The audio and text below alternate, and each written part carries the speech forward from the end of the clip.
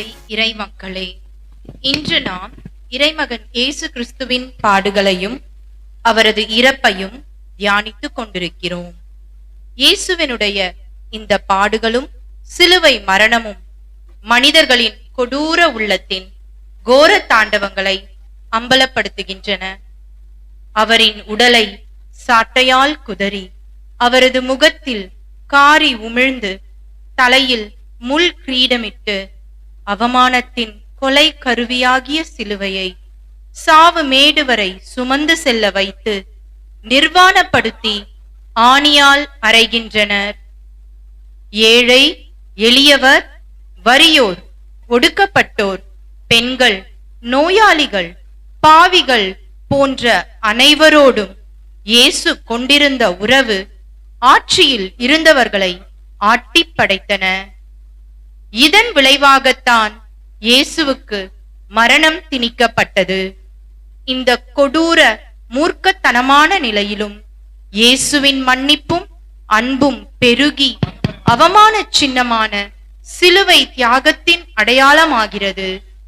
எனவே தாய் திரு அவையோடு சேர்ந்து நாம் அனைவரும் இயேசுவின் பாடுகள், சிலுவை மரணம் இவற்றை சிந்திப்போம். நம் வாழ்வை மீட்பிற்கு தகுதி உடையதாக மாற்றும். இப்போது நாம் முக்கியமான இயேசுடைய திருப்பாடுகள் நிகழ்வுக்குள் செல்ல இருக்கிறோம். இப்போது தந்தையர்கள் 3 பேர் நாங்கள் போய் அங்கே முழங்கால் படியிட்டு படுப்போம். நீங்க அனைவரும் இப்போது அமைதியாக இருங்கள். இப்போது அனைவருமாக எழுந்து நிற்போம்.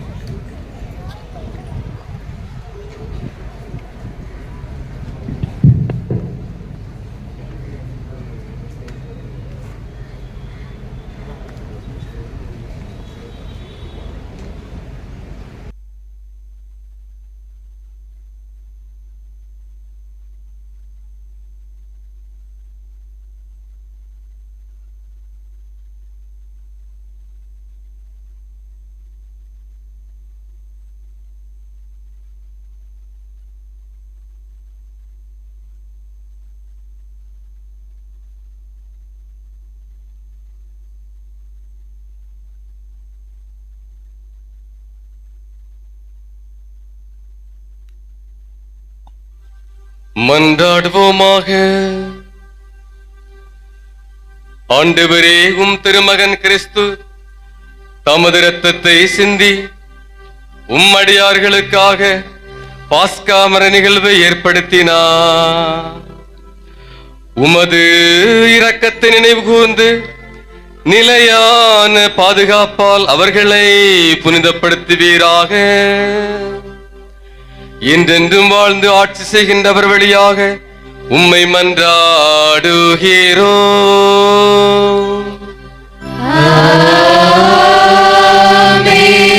அனைவரும் அமருவோம்.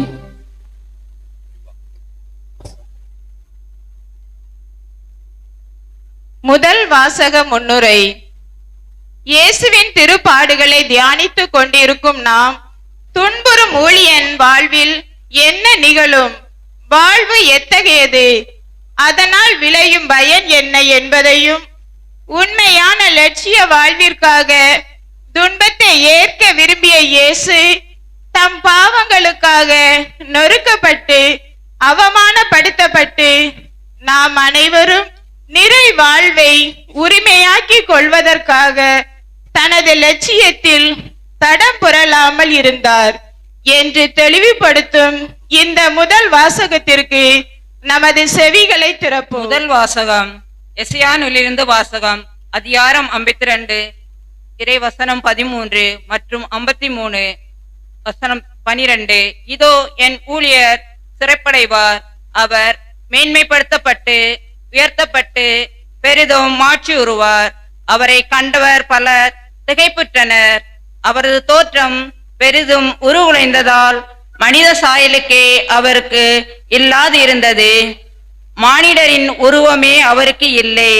அவ்வாறே அவர் பல பிற இனத்தாரை அதிர்ச்சிக்கு உள்ளாக்குவார்.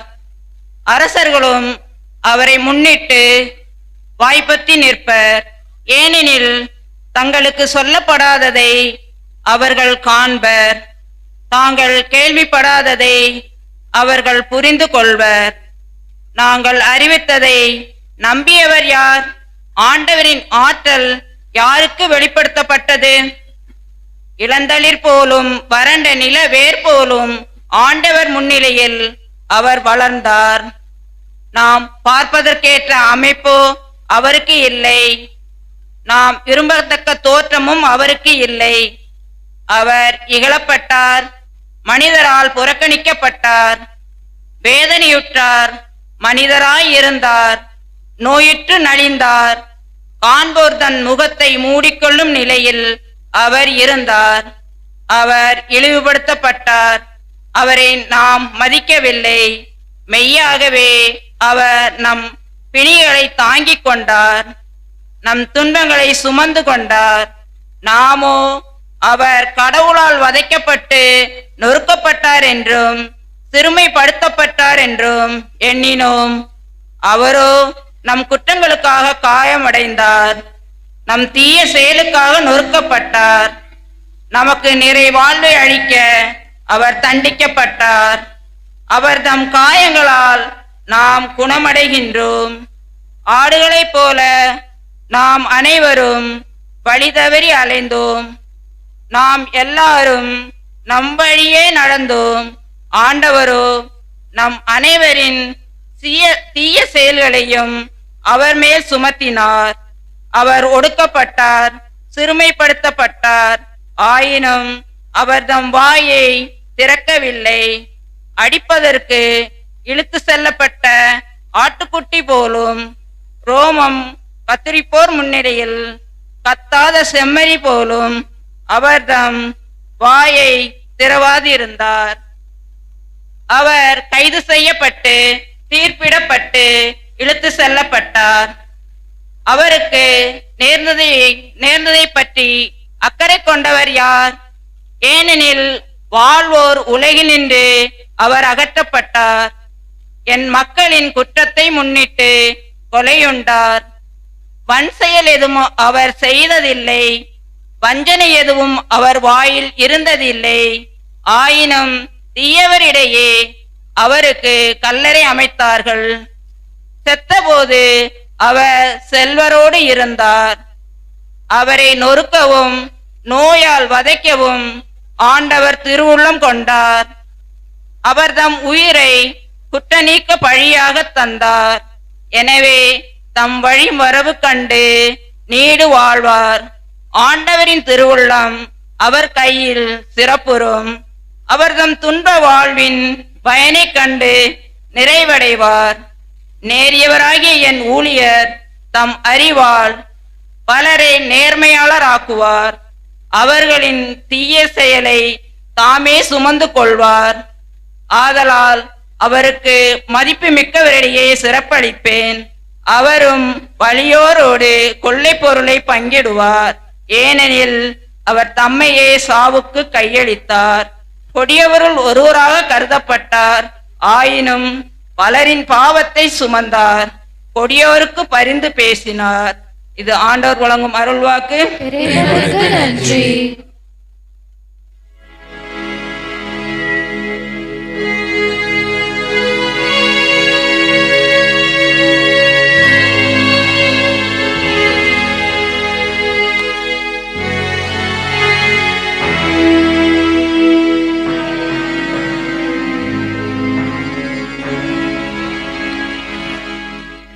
தந்தையே, உம் கையில் என் ஆவியை ஒப்படைக்கின்றேன்.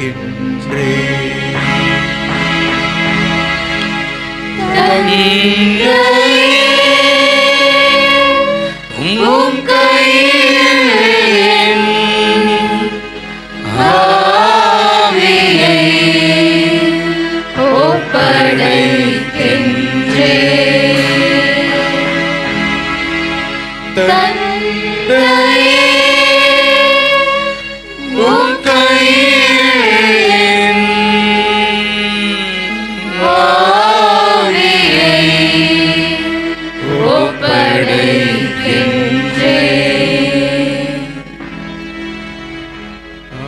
ஆண்டவரே உம்மிடம் அடைக்கலம் புகுகிறேன். நான் ஒரு நாளும் ஏமாற்றம் அடைய விடாதேயும். உம்முடைய நீதியின்படி என்னை விடுவித்தருளும். உம் கையில் என் ஆவியை ஒப்படைக்கின்றேன். ஆண்டவரே, வார்த்தையில் தவறாத இறைவா, நீர் என்னை மீட்டருள்வீர். தந்தையே, உம் கையில் என் ஆவியை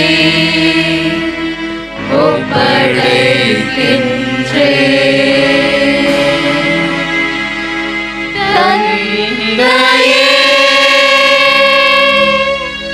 உம் கையில் என் ஆவியை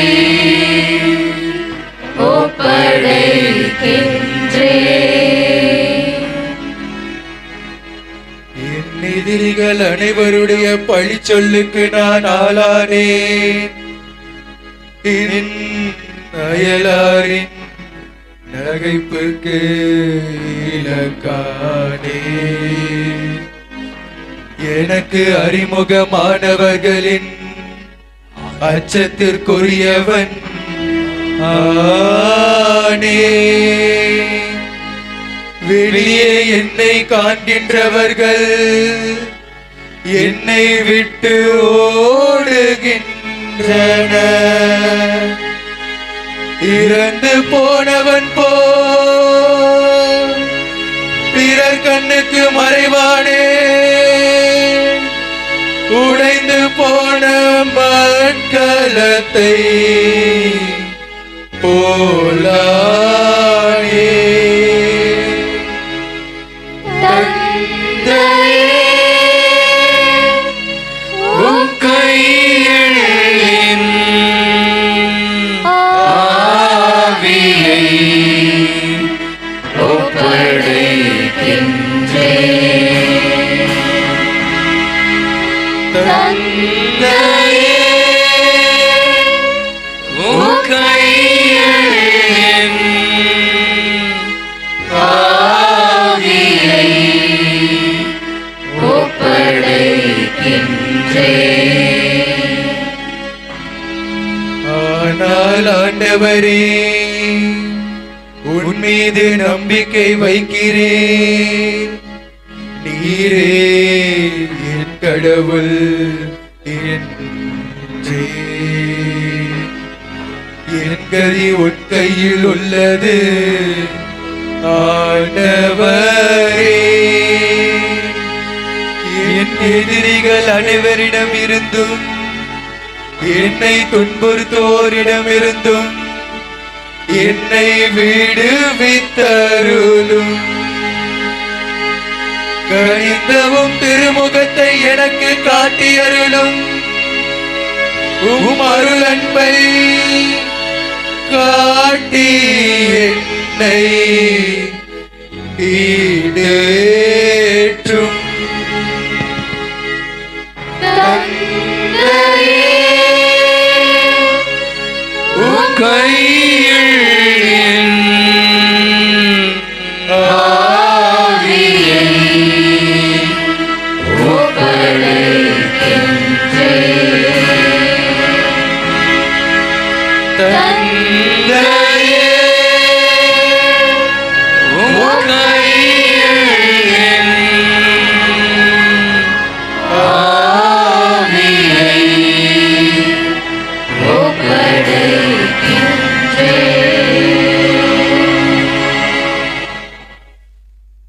இரண்டாம் வாசக முன்னுரை. இறைமகன் இயேசு பாவம் தவிர்த்து எல்லா நிலையிலும் நம்மை போன்று வாழ்ந்தார். ஆனால் பாவம் தவித்தார். தாழ்ச்சி என்னும் வரத்தை தன் ஆடையாக அணிந்து இறுதி வரை கீழ்ப்படிதல் உள்ளவராக திகழ்ந்தார்.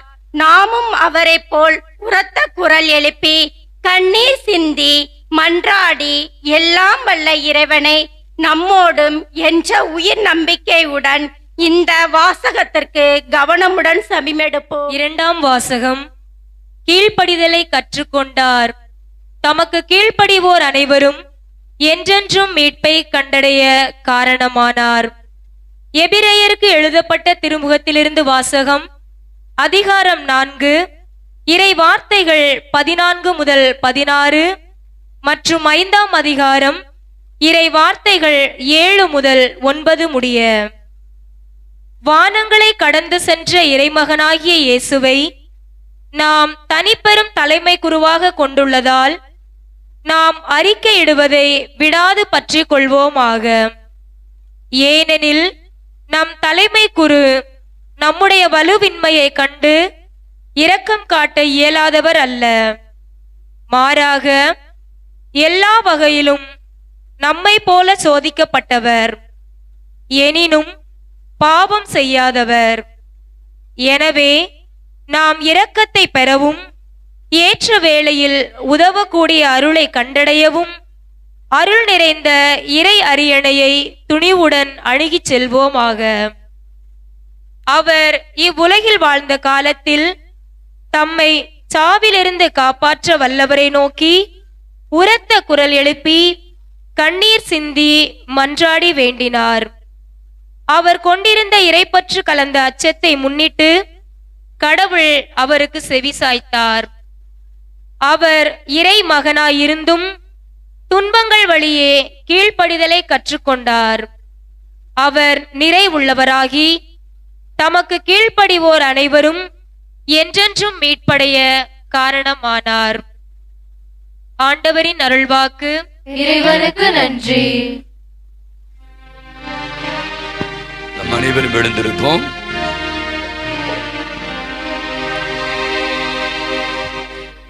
கிறிஸ்து தம்மை தாழ்த்தி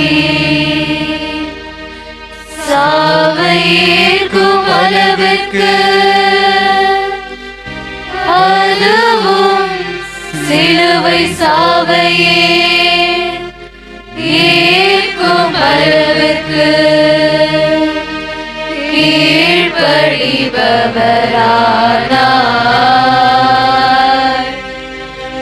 ஆதலால் நான் கடவுள் அவரை எல்லோருக்கும் மேலாய் உயர்த்தி எப்பெயருக்கும் மேலான பெயரை அவருக்கு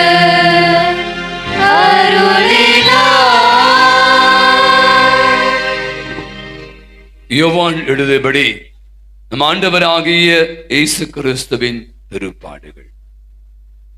இயேசு தம் சீடர்களோடு கெதரான் என்னும் நீரோடையை கடந்து சென்றார். அங்கே ஒரு தோட்டம் இருந்தது. தம் சீடர்களோடு இயேசு அதில் நுழைந்தார். அவரை காட்டிக் கொடுத்த யூதாசுக்கு அந்த இடம் தெரியும். ஏனெனில் இயேசுவும் அவருடைய சீடர்களும் அடிக்கடி அங்கு கூடுவர். படை பிரிவினரையும் தலைமை குருக்களும் பரிசேயரும் அனுப்பிய காவலர்களையும் கூட்டிக் கொண்டு யூதாசு விளக்குகளோடும் பந்தங்களோடும் படை களங்களோடும் அங்கே வந்தான். தமக்கு நிகழப்போகிற அனைத்தையும் இயேசு அறிந்து அவர்கள் முன் சென்று, யாரை தேடுகிறீர்கள் என்று கேட்டார். அவர்கள் மறுமொழியாக, தேடுகிறோம் என்றார்கள். இயேசு, நான் தான் என்றார். அவரை காட்டிக் கொடுத்த யூதாசும் அவர்களோடு நின்று கொண்டிருந்தான். நான் தான் என்று இயேசு அவர்களிடம் சொன்னதும் அவர்கள் பின்வாங்கி தரையில் விழுந்தார்கள். யாரை தேடுகிறீர்கள் என்று இயேசு மீண்டும் அவர்களிடம் கேட்டார். அவர்கள் நாசரேத்து இயேசுவை தேடுகிறோம் என்றார்கள். இயேசு அவர்களை பார்த்து, நான் தான் என்று உங்களிடம் சொன்னேனே, நீங்கள் என்னை தேடுகிறீர்கள் என்றால் இவர்களை போக விடுங்கள் என்றார். நீர் என்னிடம் ஒப்படைத்தவர்களுள் எவரையும் நான் இழந்து விடவில்லை என்று அவரே கூறியிருந்தது இவ்வாறு நிறைவேறியது. சீமோன் பேதுருவிடம் ஒரு வாள் இருந்தது. அவர் அதை உருவி தலைமை குருவின் பணியாளரை தாக்கி அவரது வலக்காதை வெட்டினார். அப்பணியாளரின் பெயர் மால்கு. இயேசு பேதுருவிடம், வாளை உரையில் போடு. தந்தை எனக்கு அளித்த துன்பக் கிண்ணத்திலிருந்து நான் குடிக்காமல் இருப்பேனோ என்றார். படைப்பிரிவினரும் ஆயிரத்தவர் தலைவரும் யூதர்களின் காவலர்களும் இயேசுவை பிடித்து கட்டி முதலில் அவரை அண்ணாவிடம் கொண்டு சென்றார்கள். ஏனெனில் அந்த ஆண்டில் தலைமை குருவாய் இருந்த கயப்பாவுக்கு அவர் மாமனார். இந்த கயப்பாதான் ஒரு மனிதன் மட்டும் மக்களுக்காக இறப்பது நல்லது என்று யூதர்களுக்கு ஆலோசனை கூறியவர். சீமோன் பேதுருவும் மற்றொரு சீடரும் இயேசுவை பின்தொடர்ந்து வந்தனர். அந்த சீடர் தலைமை குருவுக்கு அறிமுகமானவர். ஆகவே இயேசுவுடன் தலைமை குருவின் மாளிகை முற்றத்தில் நுழைந்தார். பேதுரு வெள்ளியில் வாயிலருகே நின்று கொண்டிருந்தார். அப்போது தலைமை குருவுக்கு அறிமுகமாயிருந்த அந்த சீடர் வெளியே வந்து வாயில் காவலரிடம் சொல்லி பேதுருவை உள்ளே கூட்டிச் சென்றார். வாயில் காவல் செய்த அப்பணிப்பெண் பேதுருவிடம், நீயும் இம்மனிதனுடைய சீடருள் ஒருவன் தானே என்று கேட்டார். பேதுரு இல்லை என்றார். அப்போது குளிராய் இருந்ததால் பணியாளர்களும் காவலர்களும் கரியினால் தீ மூட்டி அங்கே நின்று குளிர் காய்ந்து கொண்டிருந்தார்கள். பேதுருவும் சென்று அவர்களோடு நின்று குளிர் காய்ந்து கொண்டிருந்தார். தலைமை குரு இயேசுவின் சீடர்களை பற்றியும் அவருடைய போதனையை பற்றியும் அவரிடம் கேட்டார். இயேசு அவரை பார்த்து, நான் உலகறிய வெளிப்படையாய் பேசினேன். யூதர் அனைவரும் கூடி வரும் தொழுகை கூடங்களிலும் கோவிலிலும் தான் எப்போதும் கற்பித்து வந்தேன். நான் மறைவாக எதையும் பேசியதில்லை. ஏனிடம் கேட்கிறீர்? நான் பேசியதை கேட்டுக்கொண்டரிடம் கேட்டுப்பார். நான் என்ன சொன்னேன் என அவர்களுக்கு தெரியுமே என்றார். அவர் இப்படி சொன்னதால் அங்கு நின்று கொண்டிருந்த காவலர்கள் ஒருவர், தலைமை குருவுக்கு இப்படியா பதில் கூறுகிறாய் என்று சொல்லி இயேசுவின் கன்னத்தில் அறைந்தார். இயேசு அவரிடம், நான் தவறாக பேசியிருந்தால் தவறு என்னவென்று காட்டும். சரியாக பேசியிருந்தால் ஏன் என்னை அடிக்கிறீர் என்று கேட்டார். அதன் பின் அண்ணா அவரை கட்டப்பட்ட நிலையில் தலைமை குரு கயப்பாவிடம் அனுப்பினார். சீமோன் பேதுரு அங்கு நின்று குளிர் காய்ந்து கொண்டிருந்தார். அப்போது அங்கிருந்தவர்கள் அவரிடம், நீயும் அவருடைய சீடர்களில் ஒருவன் தானே என்று கேட்டனர். அவர் இல்லை என்று மறுதளித்தார். தலைமை குருவின் பணியாளர் ஒருவர், நான் உன்னை தோட்டத்தில் அதோடு பார்க்கவில்லையா என்று கேட்டார். பேதுருவால் காது வெட்டப்பட்டவருக்கு இவர் உறவினர். பேதுரு மீண்டும் மறுதளித்தார். உடனே சேவல் கூவிற்று.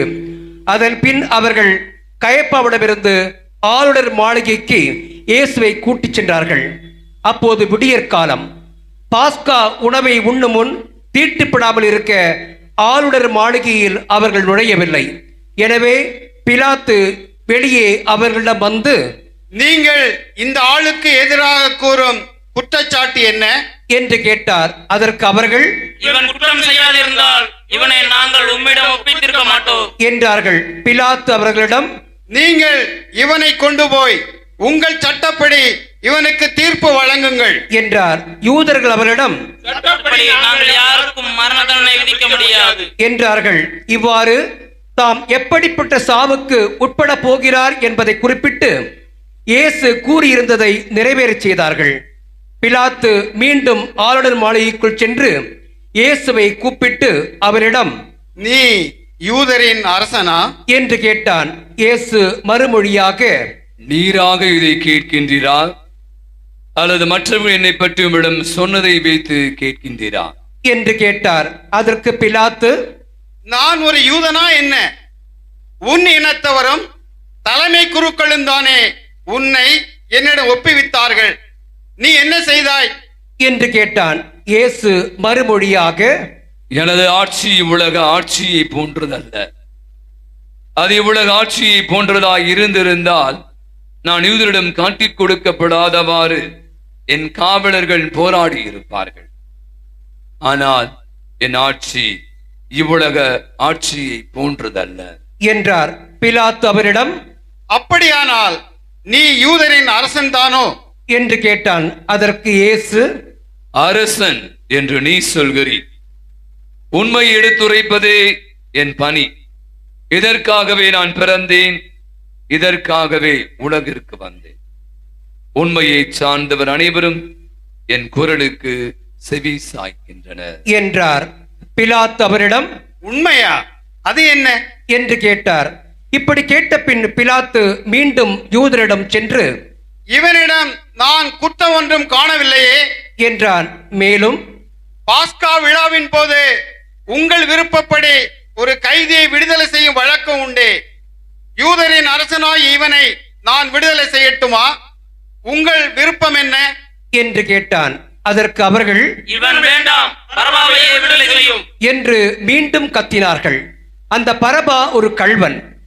பின்னர் பிலாத்து இயேசுவை சாட்டையால் அடிக்கச் செய்தான். வீரர்கள் ஒரு முள்முடி பின்னி அவர் தலையில் மேல் வைத்து செந்நிற மேலுடையை அவருக்கு அணிவித்தார்கள். அவரிடம் வந்து, யூதரின் அரசே வாழ்க என்று சொல்லி அவருடைய கன்னத்தில் அறைந்தார்கள்.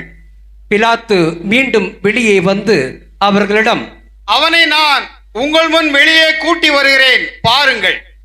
அவனிடம் நான் குற்றம் ஒன்றும் காணவில்லை என்பதை அறிந்து கொள்ளுங்கள் என்றான்.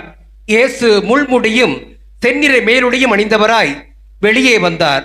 பிலாத்து அவர்களிடம், இதோ மனிதன் என்றான். அவரை கண்டதும் தலைமை குருக்களும் காவலர்களும் சிலுவை அறையும், சிலுவை அறையும் என்று கத்தினார்கள். பிலாத்து அவர்களிடம், நீங்களே இவனை கொண்டு போய் சிலுவையில் அறையுங்கள். இவனிடம் குற்றம் இருப்பதாக எனக்கு தெரியவில்லை என்றான். யூதர்கள் அவரை பார்த்து, எங்களுக்கு ஒரு சட்டம் உண்டு, அச்சட்டத்தின்படி இவன் சாக வேண்டும், ஏனெனில் இவன் தன்னையே இறைமகன் என உரிமை கொண்டாடுகிறான் என்றனர். பிலாத்து இதை கேட்டதும் இன்னும் மிகுதியாக அஞ்சினான். அவன் மீண்டும் ஆளுநர் மாளிகைக்கு சென்று இயேசுவிடம், நீ எங்கிருந்து வந்தவன் என்று கேட்டான். ஆனால் இயேசு அவனுக்கு பதில் கூறவில்லை. அப்போது பிலாத்து, என்னோடு பேச மாட்டாயா? உன்னை விடுதலை செய்யவும் எனக்கு அதிகாரம் உண்டு, உன்னை சிலுவையில் அறையவும் எனக்கு அதிகாரம் உண்டு என்பது உனக்கு தெரியாதா என்றான். இயேசு மறுமொழியாக, மேலிருந்து அருளப்படவிட்டால் உமக்கு என் மேல் எந்த அதிகாரம் இராது. ஆகவே என்னிடம் ஒப்புவித்தவன் தான் பெரும் பாவம் செய்தவன் என்றார். அது முதல் பிலாத்து அவரை விடுவிக்க வழி தேடினான். ஆனால் யூதர்கள், நீர் இவனை விடுவித்தால் சீசருடைய நண்பராய் இருக்க முடியாது, தம்மையே அரசராக்கிக் கொள்ளும் எவரும் சீசருக்கு எதிரி என்றார்கள். இவ்வார்த்தைகளை கேட்டதும் பிலாத்து இயேசுவை வெளியே கூட்டி வந்தான். கல்தளம் என்னும் இடத்தில் இருந்த நடுவர் இருக்கை மீது அமர்ந்தான். அந்த இடத்திற்கு எபிரேய மொழியில் கபதா என்பது பெயர். அன்று பாஸ்கா விழாவுக்கு ஏற்பாடு செய்யும் நாள், ஏறக்குறைய நண்பகல் வேளை. பிலாத்து யூதர்களிடம், இதோ உங்கள் அரசன் என்றான். அவர்கள், ஒழிக, ஒழிக, அவனை சிலுவையில் அறையும் என்று கத்தினார்கள். பிலாத்து அவர்களிடம், உங்கள் அரசனை நான் சிலுவையில் அறைய வேண்டும் என்கிறீர்களா என்று கேட்டான். அதற்கு தலைமை குருக்கள், எங்களுக்கு சீசரை தவிர வேறு அரசர் இல்லை என்றார்கள். அப்போது பிலாத்து அவரை சிலுவையில் அறையுமாறு அவர்களிடம் ஒப்புவித்தான். அவர்கள் இயேசுவை தம் பொறுப்பில் ஏற்றுக்கொண்டார்கள். இயேசு சிலுவையை தாமே சுமந்து கொண்டு மண்டை ஓட்டு இடம் என்னும் இடத்திற்கு சென்றார். அதற்கு எபிரேய மொழிகளில் கொல்கொத்தா என்பது பெயர். அங்கே அவர்கள் இயேசுவையும் அவரோடு வேறு இருவரையும் சிலுவையில் அறைந்தார்கள். அவ்விருவரையும் இரு பக்கங்களிலும் இயேசுவை நடுவிலுமாக அறைந்தார்கள். பிலாத்து குற்றறிக்கை ஒன்று எழுதி அதை சிலுவையின் மீது வைத்தான். அதில் நாசரேத் இயேசு யூதர்களின் அரசன் என்று எழுதியிருந்தது. இயேசு சிலுவையில் அறையப்பட்ட இடம் நகரத்துக்கு அருகில் இருந்ததால் யூதரில் பலர் இந்த குற்ற அறிக்கையை வாசித்தனர். அது எபிரேயம், லத்தீன், கிரேக்கம் ஆகிய மொழிகளில் எழுதப்பட்டிருந்தது. யூதரின் தலைமை குருக்கள் பிலாத்திடம், யூதரின் அரசன் என்று எழுத வேண்டாம், மாறாக யூதரின் அரசன் நான் என்று அவனே சொல்லிக் கொண்டதாக எழுதும் என்று கேட்டுக்கொண்டார்கள். பிலாத்து அவர்களை பார்த்து, நான் எழுதியதே என்றான். இயேசுவை சிலுவையில் அறைந்த பின் படைவீரர் அவருடைய மேலுடைகளை 4 பாகமாக பிரித்து ஆளுக்கு ஒரு பாகம் எடுத்துக்கொண்டார்கள். அங்கியையும் அவர்களை எடுத்துக்கொண்டனர். அந்த அங்கி மேலிருந்து கீழ்வரை தையலை இல்லாமல் நெய்யப்பட்டிருந்தது. எனவே அவர்கள் ஒருவரை ஒருவர் நோக்கி, அதை கிழிக்க வேண்டாம், அது யாருக்கு கிடைக்கும் என்று பார்க்க சீட்டு குலுக்கி போடுவோம் என்றார்கள். என் ஆடைகளை தங்களுக்குள் பகிர்ந்து என் உடை மீது சீட்டு போட்டார்கள் என்னும் மறைநூல் வாக்கு இவ்வாறு நிறைவேறியது.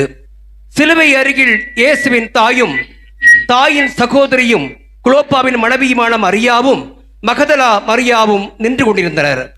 இயேசு தம் தாயையும் அருகில் நின்ற அன்பு சீடரையும் கண்டு தம் தாயிடம், அம்மா, இவரே உம் மகன் என்றார். பின்னர் தம் சீடரிடம், இவரே உம் தாய் என்றார். அந்நேரம் முதல் அச்சீடர் அவரை தம் வீட்டில் ஏற்று ஆதரவளித்து வந்தார். இதன் பின் அனைத்தும் நிறைவேறிவிட்டது என்பதை அறிந்த இயேசு, தாகமாய் இருக்கிறது என்றார். மறைநூலில் எழுதியுள்ளது நிறைவேறவே இவ்வாறு சொன்னார். அங்கே ஒரு பாத்திரம் நிறைய புளித்த திராட்சை ரசம் இருந்தது. அதில் கடற்பஞ்சை நன்கு தோய்த்து ஈசோப்பு தண்டில் பொருத்தி அதை அவர்கள் அவரது வாயில் வைத்தார்கள். அந்த ரசத்தை குடித்ததும் இயேசு, எல்லாம் நிறைவேறிற்று என்று கூறி தலை சாய்த்து ஆவியை ஒப்படைத்தார். அனைவரும் முழந்தால் படியிடுவோம்.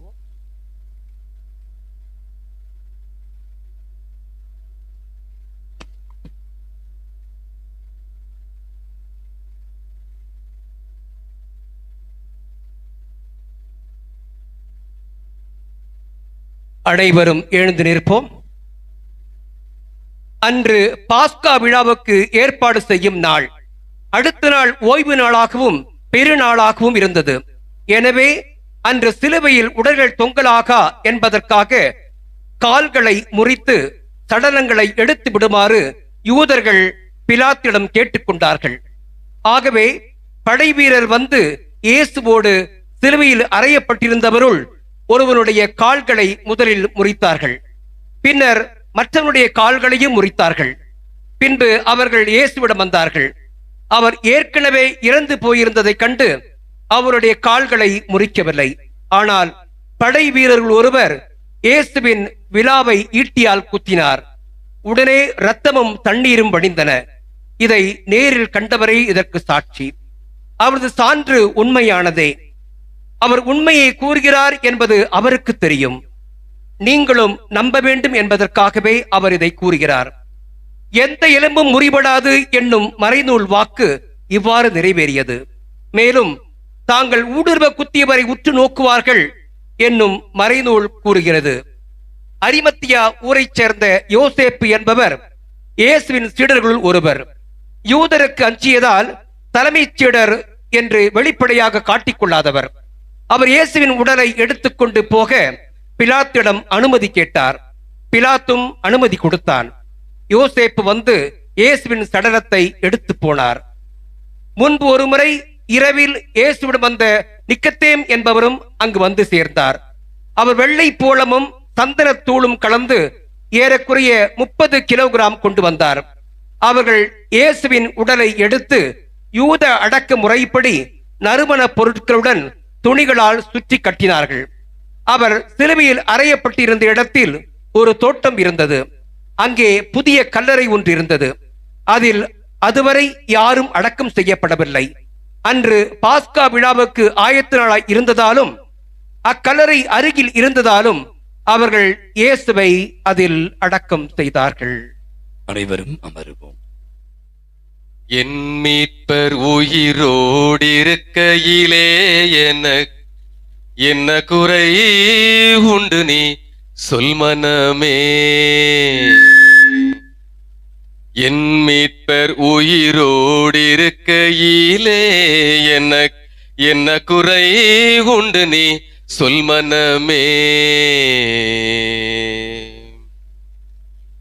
எசாயா 52 அவரை கண்ட பலர் திகைப்புற்றனர். மானிடரின் உருவமே அவருக்கு இல்லை. அவரோ நம் குற்றங்களுக்காக காயமடைந்தார், நம் தீச்செயல்களுக்காக நொறுக்கப்பட்டார். அவர் தம் காயங்களால் நாம் குணமடைந்தோம். கிறிஸ்து இயேசுவில் எனக்கு மிகவும் அன்புக்குரிய இனிமையான சகோதர சகோதரிகளே, இந்த நேரத்தில் உங்களோடு எப்படிப்பட்ட ஒரு சிறிய செய்தியை பகிர்ந்து கொள்ளலாம் என்று நான் என்னையே தயார் செய்த போது, என் பயணம் உனக்காக, உன் பயணம் யாருக்காக என்று இயேசு கேட்கிறார் இந்த கேள்வியை. அல்லது அன்பு மகனே மகளே, என் மரணம் உனக்காக, உன் மரணம் யாருக்காக? என் வாழ்வு உனக்காக, உன் வாழ்வு யாருக்காக என்ற ஒரு அற்புதமான கேள்வியை பல கோணங்களில் இந்த நாளில் என்னை கேட்க வைக்கின்றது அன்பார்ந்தவர்களே. ஒரே ஒரு செய்தி, நீங்கள் விவிலியத்தில் ஒருவேளை சில நேரங்களில் இறை வார்த்தைகளை மறந்து விடலாம், புதுமைகளை மறந்து விடலாம். ஆனால் நம் ஆண்டவர் இயேசு கிறிஸ்துடைய அந்த இறப்பை மட்டும் நீங்கள் ஒருபோதும் மறந்துவிடக்கூடாது. அவருடைய சிலுவை மரணத்தை நீங்கள் ஒருபோதும் மறந்துவிடக்கூடாது அன்பு சகோதரமே. ஏனென்றால் அவரின் தழும்பால் நான் வாழ்வை பெற்றோம். இதான் இந்த சிந்தனையினுடைய மைய கருத்து, ஒரே கருத்து. இயேசுடைய தழும்பால் நான் குணமடைந்தேன் என்று ஒவ்வொருவரும் சொல்ல வேண்டும். நாம் வாழ்வை பெற்றோம் அன்பார்ந்தவர்களே. மார்ஷியோ என்று சொல்லக்கூடிய ஒரு பிரான்ஸ் நாட்டு பேரறிஞர் இருந்தார். இந்த நிகழ்வினை ரொம்பவும் கவர்ந்தது, ரொம்ப தொட்டுச்சு. அதனால நான் உங்களோடு நான் பகிர்ந்து கொள்கின்றேன். அந்த அறிஞர் நினைத்தார், எந்த மதமும் மனிதரை மீட்க முடியாது. எனவே கிறிஸ்தவ மறையிலும் மற்ற எல்லா மதங்களிலும் உள்ள நல்ல கருத்துக்களை உள்ளடக்கிய ஒரு மதம் ஒன்றை நான் உருவாக்கப் போகிறேன். I want to bring out a beautiful religion comprising of all the religions of the world அப்படின்னு விரும்பினார் அவர். அப்படி செஞ்சாரு.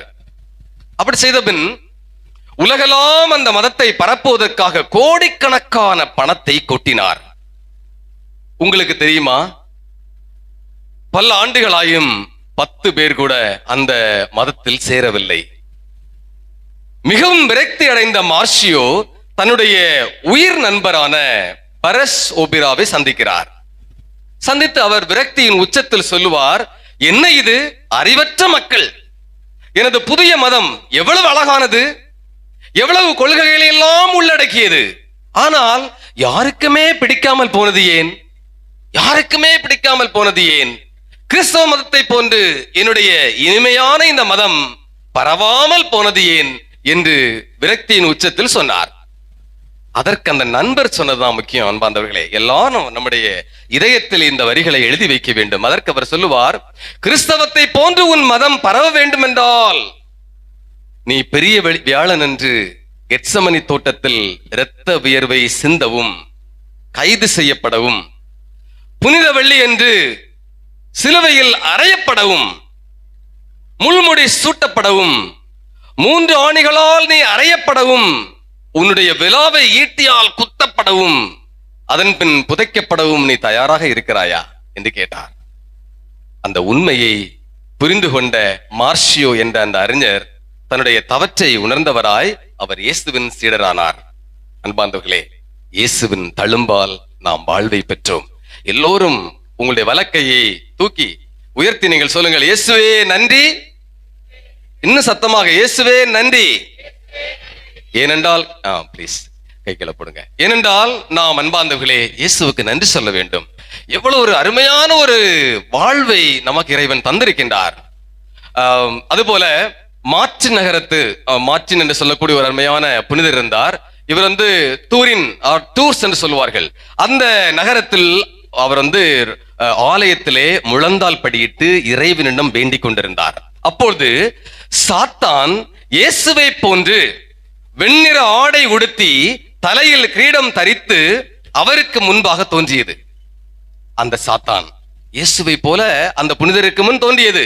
தோன்றியவுடன் சொன்னது, மார்ட்டின், ஐ ஆம் ஜீசஸ், நான் தான் இயேசு. என்னை தொழுது வணங்கினால் நான் உனக்கு ஆசி வழங்குவேன் என்று சொன்னது. இயேசுவின் உருவில் இருந்த சாத்தானை ஒருமுறை ஏறிட்டு பார்த்துவிட்டு யூகித்துக் கொண்டார் அந்த புனிதர். சரியாக புரிந்து கொண்டார் அந்த புனிதர். உடனடியாக அந்த புனிதர் சாத்தானை பார்த்து சொன்னார், உண்மையிலேயே நீ இயேசு என்றால் உன் கைகளிலும் கால்களிலும் ஆணிகளால் ஏற்றப்பட்ட அந்த ஏற்பட்ட தழும்பினை காட்டு பார்ப்போம் என்று சொன்னார். அந்த கேள்வியை கேட்டவுடன் அந்த சாத்தான் அங்கிருந்து தலைதெறிக்க ஓடி போனது. இயேசுடைய பேரை கேட்டவுடன், இயேசுடைய திருச்சிலுவையை பற்றி அது கேட்டவுடன், தழும்பை பற்றி கேட்டவுடன் அது அந்த இடத்திலிருந்து தலைதெறிக்க ஓடியது. அன்புக்குரியவர்களே, praise the Lord, praise the Lord. இயேசுவுக்கே புகழ், இயேசுவுக்கே நன்றி. அடுத்ததாக பாத்தீங்களா, மூன்றாவதாக நிகழ்வு என்னன்னா, ரஷ்யாவை ஜோசப் ஸ்டாலின் ஆட்சி செய்து கொண்டிருக்கிறார். அப்போ ராணுவ ஆட்சி. அப்படிப்பட்ட நேரத்தில் ஒரு வயதான பெண்மணி கத்தோலிக்க தேவாலயத்துக்குள் சென்று பயந்து கொண்டே சென்று அங்கிருந்த இயேசுவின் பாடுபட்ட சுரூபத்தை, குறிப்பாக அவருடைய கால்களில் ஆணிகளால் ஏற்பட்ட காயத்தை முத்து செய்து கொண்டிருந்தார் அந்த பாட்டி, அந்த வயசானவங்க. இதை பார்த்த ஒரு ராணுவ வீரன் இப்படி ஒரு கேள்வியை கேட்டானாம், உங்களால் இது போன்று நம்முடைய நாட்டினுடைய அதிபர் ஜோசப் ஸ்டாலினுடைய பாதங்களை முத்து செய்ய முடியுமா என்று கேட்டார். இது ஒரு அருமையான கேள்வி. இதற்கு அந்த தாய், அந்த பெரியவர், அந்த பெண்மணியானவர் சொன்ன விடை அற்புதமானது. அன்புக்குரியவர்களே, என்னை மிகவும் தொட்டது. அவர் சொல்லுவார், என்னால் முடியும். ஜோசப் ஸ்டாலினுடைய காலை, அந்த பாதத்தை என்னால் தொட்டு அல்லது என்னால் முத்தமிட முடியும். எப்போது முத்தமிட முடியும் என்றால், ஸ்டாலின் எனக்காக சிலுவை மரணத்தில் இரத்தம் சிந்தி உயிர் திறக்கின்ற போது என்னால் அவருடைய பாதங்களை முத்தமிட செய்ய முடியும். அதை அவரிடம் போய் சொல்லுங்கள் என்று சொன்னாராம் அந்த தாய். Praise the Lord, praise the Lord. இயேசுவுக்கே புகழ், இயேசுவுக்கே நன்றி. பாத்தீங்களா, இவ்வளவு ஒரு அருமையான இயேசுவினுடைய தழும்பால், அந்த தழும்பால் நாம் வாழ்வை பெற்றோம். அன்பார்ந்தவர்களே, இன்று நாம் எல்லாம் இயேசுடைய பாடுகளை அப்படியே தியானித்து ஒன்றாய் உண்மையிலேயே மிக மிக சிறப்பாக இருந்தது. நீங்கள் இதே போல இயேசுவின் பாடுகள் என்ற ஒரு அருமையான திரைப்படம், இந்த பேஷன் ஆஃப் கிரைஸ்ட் என்று சொல்லக்கூடிய அந்த திரைப்படத்திலே ஜேம்ஸ் கபீசல் அவர் தான் இயேசுவாக நடித்தவர். ஒரு பிரபலமான, ஒரு உலக அளவிலே ஒரு பேரும் புகழும் கொண்டவர். இந்த திரைப்படத்தை அவர் இயேசுவாக திரைப்படத்தில் நடித்த பின் அவரிடம் ஒரு பேட்டி கண்டார்கள். இயேசுவை பற்றி நீங்க என்ன நினைக்கிறீங்க, நீங்க என்ன சொல்ல வரீங்க, இந்த உலகுக்கு என்ன சொல்ல வரீங்க அப்படின்னு கேட்டபோது அவர் சொல்லுவார், எந்த ஒரு எதிர்பார்ப்பும் இல்லாமல் நாம் வாழ இப்படி ஒரு கொடூரமான ஒரு மரணமா? There is an infinite love, there is unconditional love and there is no expectation of love. எந்த ஒரு எதிர்பார்ப்பிலும் இல்லாத ஒரு அன்பு இயேசுவிடம் இருந்ததை நான் பார்த்தேன்.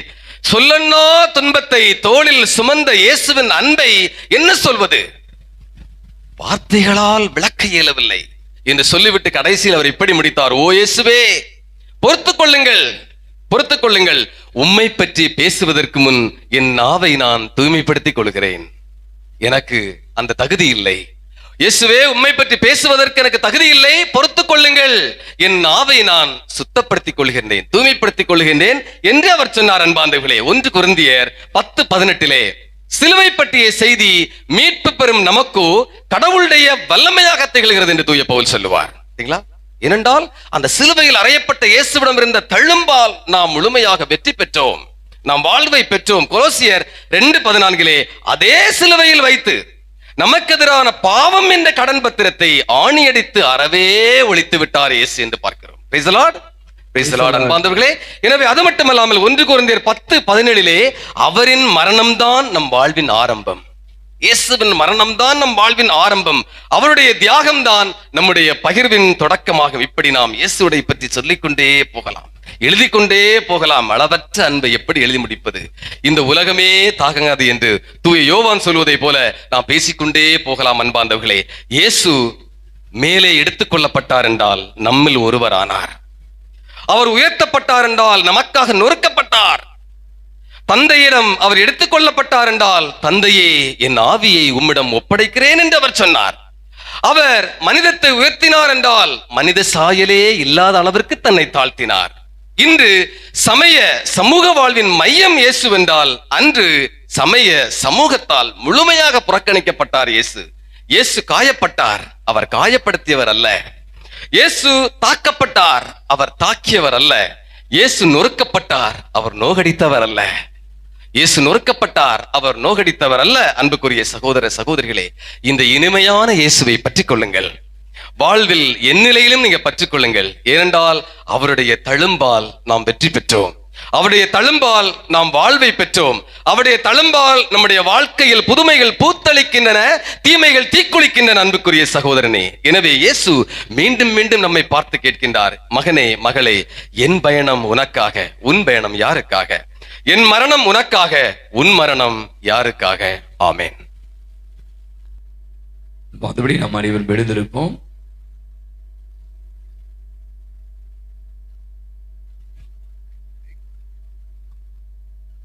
இதோ நான் சிலுவையில் உயர்த்தப்பட்ட பின் அனைவரையும் என்பால் ஈர்த்துக் கொள்வேன் என்ற நம் ஆண்டவர் இயேசுவின் மரணம் அனைவருக்கும் நிறைவாழ்வளிக்கிறது.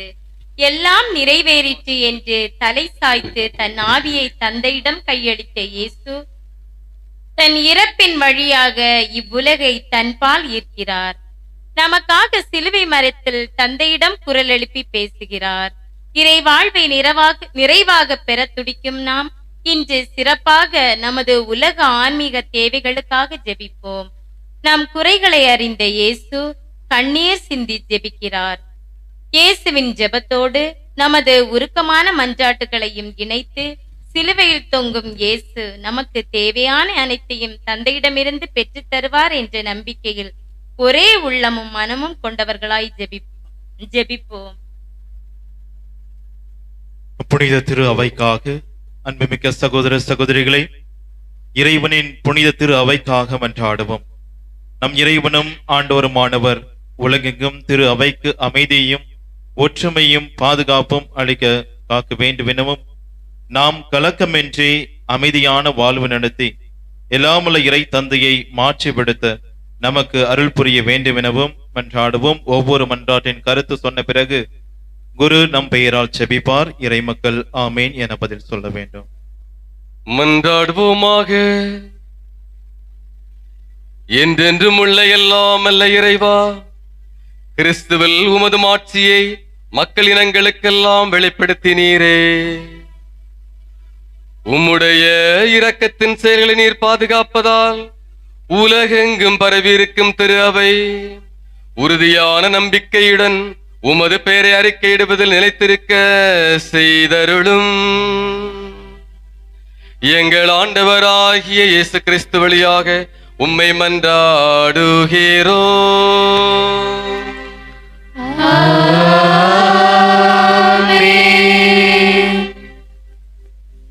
திருத்தந்தைக்காக நம் புனித திருத்தந்தை பிரான்சிஸ்காக மன்றாடுவோம். தலைமை ஆயர் நிலைக்கு அவரை தேர்ந்தெடுத்த நம் இறைவனும் ஆண்டவருமானவர் எவ்வகை தீங்குமின்றி அவரை பேணி காப்பாராக. அதனால் அவர் இறைவனின் புனித மக்களை வழிநடத்தி தம்முடைய புனித திரு அவையை வளம் பெற செய்ய வேண்டும் என மன்றாடுவோம்.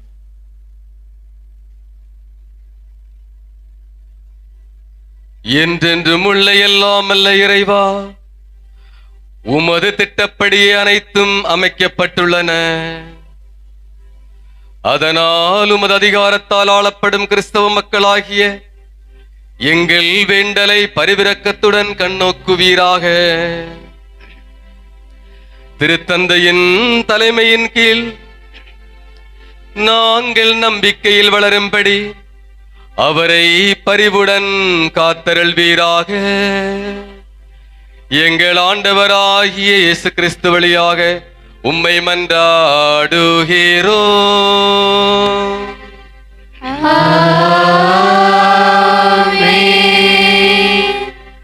திருநிலை பணியாளர்கள், நம்பிக்கையாளர்கள், பல்வேறு நிலையில் உள்ளவர் ஆகிய அனைவருக்காக, நம் ஆயர் ஜார்ஜ் ஆண்டனி சாமிக்காகவும், திரு அவையில் உள்ள எல்லா ஆயர்கள், அருள் பணியாளர்கள், திரு தொண்டர்கள், நம்பிக்கையாளர் ஆகிய அனைவருக்காகவும் மன்றாடுவோமாக.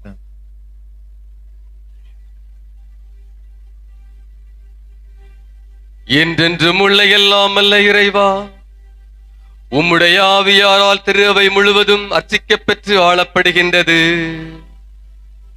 உம்முடைய திருநிலையை பணியாளர் அனைவருக்காகவும் நாங்கள் செய்யும் வேண்டுதலை கேட்டருளும். அதனால் எல்லா நிலையினரும் உமது அருள் கொடையால் உமக்கு உண்மையோடு ஊழியம் புரிய செய்தருளும். எங்கள் ஆண்டவராகிய இயேசு கிறிஸ்து வழியாக உம்மை மன்றாடுகிறோம்.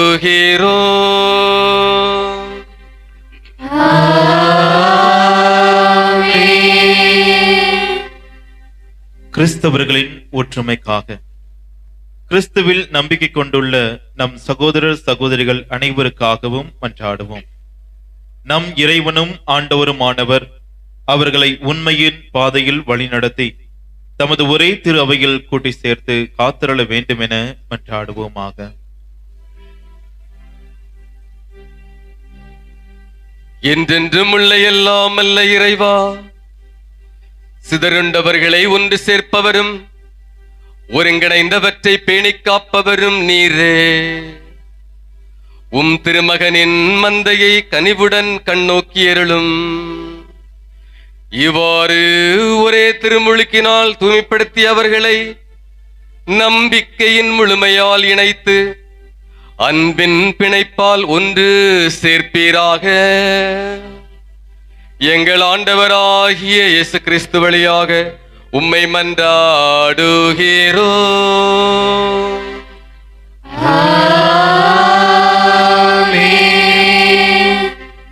கிறிஸ்துவில் நம்பிக்கை கொள்ளாதவர்களுக்காகவும் மன்றாடுவோம். தூய ஆவியாரின் ஒளியை பெற்று அவர்களும் மீட்பு பாதைக்கு வந்து சேர வேண்டும் என மன்றாடுவோமாக.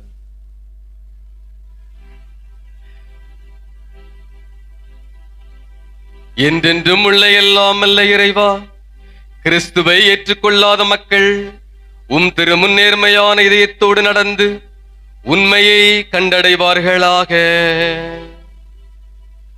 நாங்களும் ஒருவர் மற்றவர் மீது எப்போதும் அன்பு கொள்வதாலும் உமது வாழ்வின் மறை உண்மையை மென்மேலும் புரிந்து கொள்வதும் ஆவல் கொள்வதாலும் உமது அன்பை உலகில் மிக தெளிவாய் காட்டும் சாட்சிகளாய் விளங்க செய்தருளும். எங்கள் ஆண்டவராகிய இயேசு கிறிஸ்து வழியாக உம்மை மன்றாடுகிறோம்.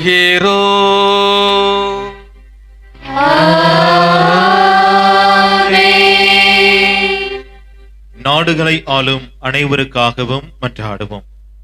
நம் இறைவனும் ஆண்டவருமானவர் தமது திருவுளப்படி உண்மையான அமைதியும் உரிமை வாழ்வும் அவர்கள் பெறும் பொருட்டு அவர்களுடைய மனங்களையும் இதயங்களையும் வழிநடத்த வேண்டுமென மன்றாடுவோமாக.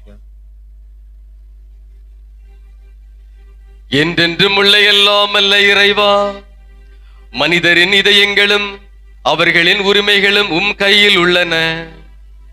உலகெங்கும் மக்களின் வளமான வாழ்வும் அமைதியின் உறுதிப்பாடும் சமய உரிமையும் உமது கொடையால் நிலை பெறுமாறு எங்களை ஆள்வோரை கனிவுடன் கண்ணோக்கியருளும்.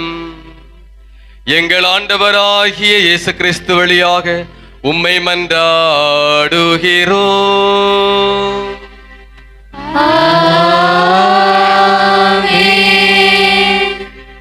அன்புமிக்க சகோதர சகோதரிகளே, துன்புறும் அனைவருக்காகவும் எல்லாம் உள்ள தந்தையாகிய கடவுளிடம் மன்றாடுவோம். தவறுகள் அனைத்திலிருந்தும் உலகை தூய்மைப்படுத்தும் பிணிகளை நீக்கி பஞ்சம் ஒழியவும், சிறைகள் திறக்கப்பட்டு தலைகள் தகர்க்கப்படவும், வழிபோக்கர் பாதுகாப்பு பெறவும், பயணம் செய்வோர் நலமாக வீடு திரும்பவும், நோயுற்றோர் நலம் பெறவும், இறக்கின்றவர்கள் மீட்பு பெறவும் வேண்டுமென மன்றாடுவோமாக. என்றென்றும் உள்ள எல்லாம் அல்ல இறைவா, துயருவோருக்கு ஆறுதலும் வருந்துவோருக்கு திடனும் நீரே. எத்தகைய துன்ப வேளையிலும் உம்மை நோக்கி கூவி அழைப்போரின் வேண்டல்கள் உம் திருமுன் வருவனவாக. அதனால் தங்கள் தேவைகளில் நீர் இரக்கத்தோடு துணை புரிவதைக் கண்டு அவர்கள் எல்லாரும் மகிழ்வார்களாக. எங்கள் ஆண்டவராகிய இயேசு கிறிஸ்து வழியாக உம்மை மன்றாடுகிறோம்.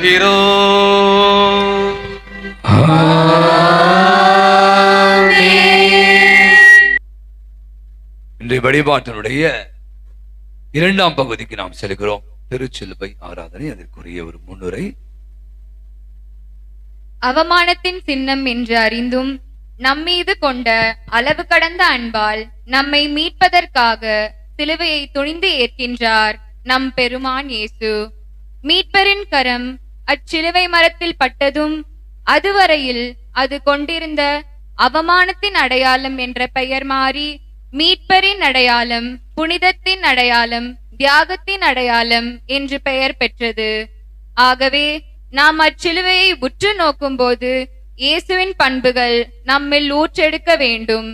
எனவே நமக்கு வாழ்வளிக்கும் இச்சிலுவைக்கு நம் ஆராதனையையும் வணக்கத்தையும் செலுத்துவோம். அன்பார்ந்தவரே, இந்த திருச்சிலுவை மரமீதோ இதிலேதான் தொங்கியது உலகத்தின் மீட்பு என்று தந்தை பாடுவார்கள். நாம் அனைவருமாக வருவீர் ஆராதிப்போம் என்று பதிலுரையாக பாடுவோம். அனைவரும் எழுந்து நிற்போம். 3 இடங்களிலே இந்த திருச்சிலுவை மரமீதோ இதிலேதான் தொங்கியது என்று பாடிய பிற்பாடு நாம் வருவீர் ஆராதிப்போம் என்று பாடும். அனைவரும் எழுந்திருப்போம்.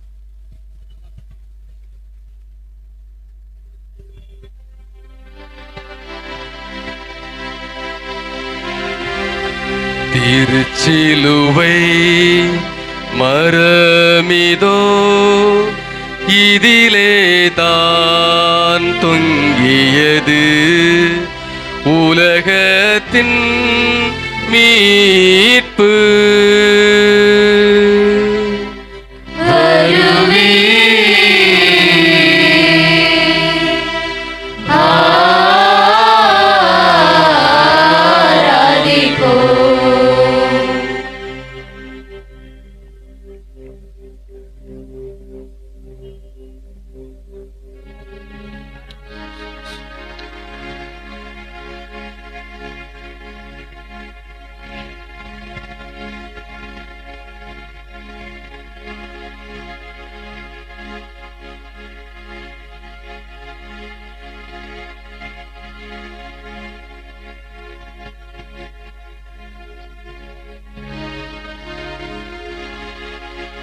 திருச்சிலுவை மரமிதோ இதிலே தான் தொங்கியது உலகத்தின் மீட்பு.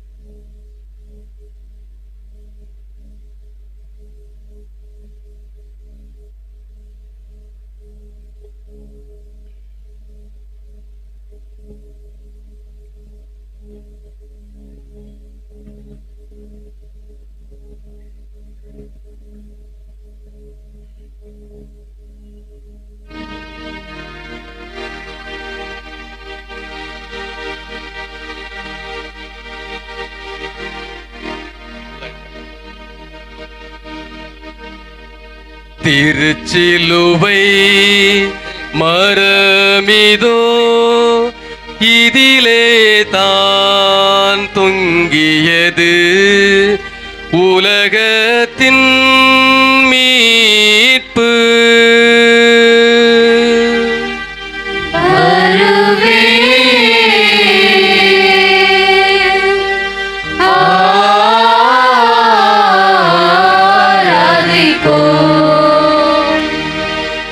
அனைவரும் அமருவோம். திருச்சிலுவை ஆராதனைக்கு நாம் பங்கேற்க இருக்கிறோம். அதற்கான முன்னுரை வாசிக்கப்படும். திருச்சிலுவையை முத்தி செய்யும் சடங்கு. முத்தம் நமது அன்பின் நெருக்கத்தை காட்டுகின்ற வெளி அடையாளம். அன்னை மரியாள் தான் பெற்றெடுத்த இயேசுபாலனுக்கு கொடுத்த முத்தங்கள் இன்று துரோகியான தனது சீடன் யூதாசினால் துரோக சின்னமாக மாறுகிறது. பாவியாகிய மரிய மதலேனால் இயேசுவின் பாதங்களுக்கு அருளிய முத்தம் யூதாஸின் பயங்கர முத்தத்தால் அர்த்தம் இழக்கிறது.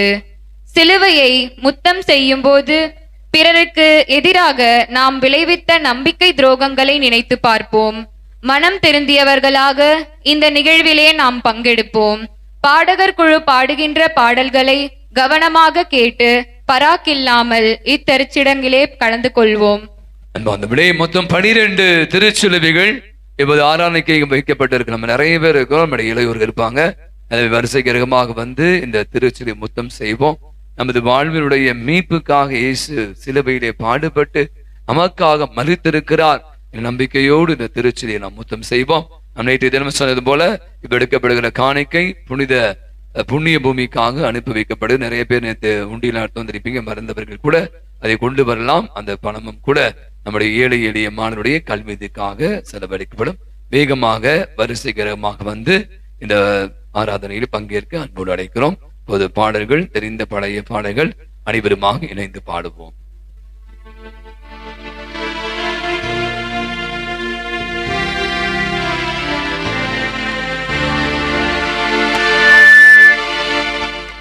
எனது ஜனமே,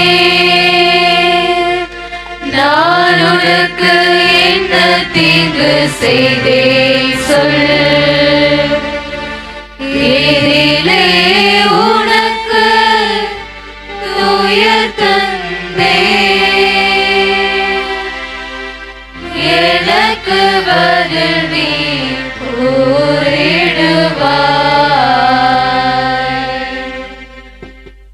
எகிப்து நாட்டில் நின்றனை மீட்டு கொண்டு வந்தேனே, அதனாலோ உன் மீட்பருக்கு சிலுவை மரத்தை நீ தந்தாய். எனது ஜனமே, நான் உனக்கு என்ன தீங்கு செய்தேன் சொல். எதிலே உனக்கு துயர் தந்தேன், எனக்கு பதில் நீ கூறிடுவாய். நான் உனக்காக எகிப்தியரை அவர் தம் தலைச்சன் பிள்ளைகளை வதைத்து ஒழித்தேன். நீ என்னை கசையால் வதைத்து கையளித்தாய். எனது ஜனமே, நான் உனக்கு என்ன தீங்கு செய்தேன் சொல். எதிலே உனக்கு துயர் தந்தேன், எனக்கு பதில் நீ கூறிடுவாய்.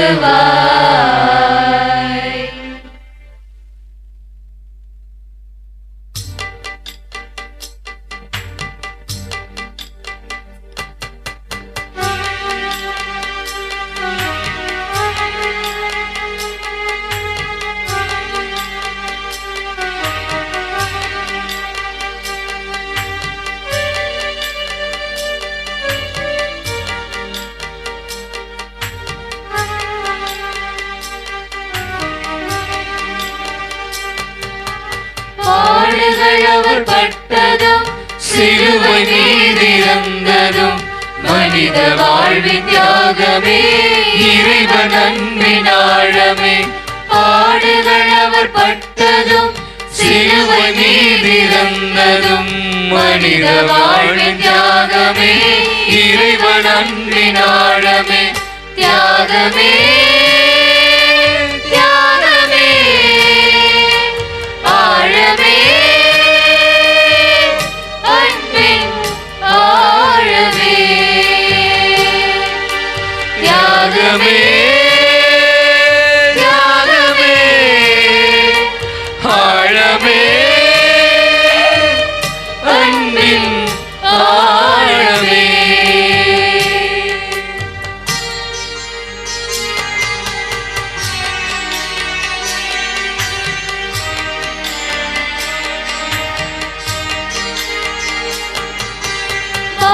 சிலுவை சுமந்ததும் அன்று பாவ மன்னிப்பு மொழிந்ததும் ஆணி அறைந்து துடித்ததும் தந்தை சித்தமேற்றதும் பாட சிலுவை சுமந்ததும் அன்று பாவ மன்னிப்பு மொழிந்ததும் ஆணி அறைந்து துடித்ததும் தந்தை சித்தமேற்றதும் தியாகமே தியாகமே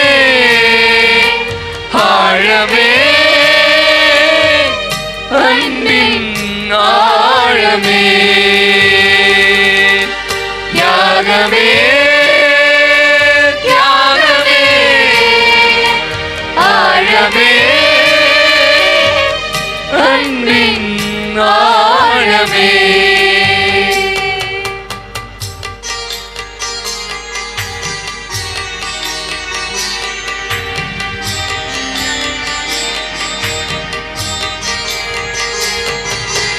தாயை நமக்கு கொடுத்ததும் தாய் தாரா துயர் சூழ்ந்ததும் வாழ்வு நிறைவு கண்டதும் இமைகள் மூடி இறந்ததும் தாயை நமக்கு கொடுத்ததும் தாய் தாரா துயர் சூழ்ந்ததும் வாழ்வு நிறைவு கண்டதும் இமைகள் மூடி இறந்ததும் தியாகமே தியாகமே ஆழமே அன்பின் ஆழமே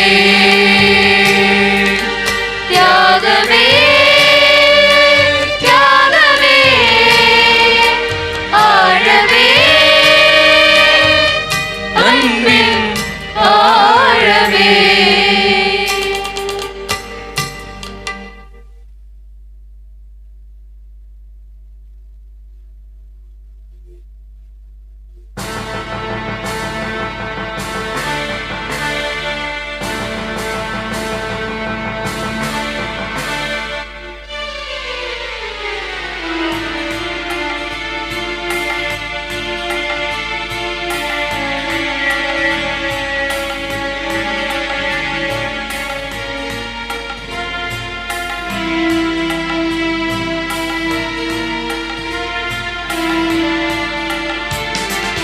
ஆடி கொண்டவும் காயங்களை அன்புடன் முத்தி செய்கின்றேன்.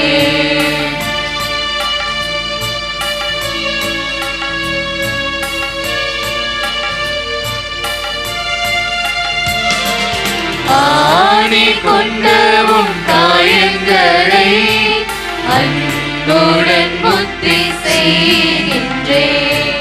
பாவத்தால் உம்மை கொன்றேனே, பாவத்தால் உம்மை கொன்றேனே, ஆயனே என்னை மன்னியும், ஆயனே என்னை மன்னியும். ஆணி கொண்டவும் காயங்களை அன்புடன் முத்தி செய்கின்றேன்.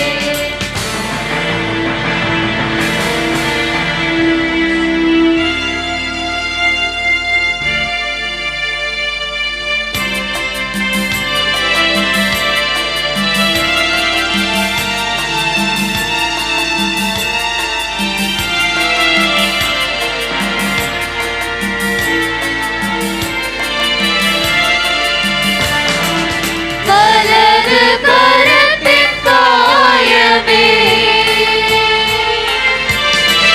வலது கரத்தின் காயமே அழகு நிறைந்த ரத்தினமே அன்புடன் முக்தி செய்கின்றேன். ஆணி கொண்டவும் காயங்களை அன்புடன் முக்தி செய்கின்றேன்.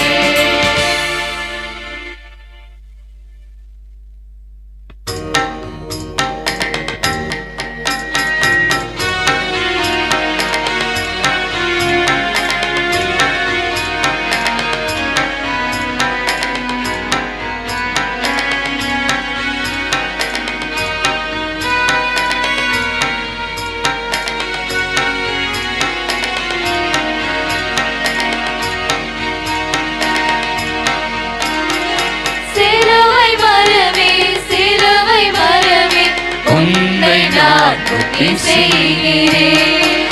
சிலுவை மரமே சிலுவை மரமே உன்னை நான் முக்தி செய்கிறேன். இறைவன் இயேசு உன்னை சுமக்க என்ன தவம் செய்தாய். இறைவன் இயேசு உன்னை சுமக்க என்ன தவம் செய்தார். சிலுவை மரமே சிலுவை மரமே உன்னை நான் முக்தி செய்கிறேன். சிலுவை மரமே சிலுவை மரமே உன்னை நான் முக்தி செய்கிறேன்.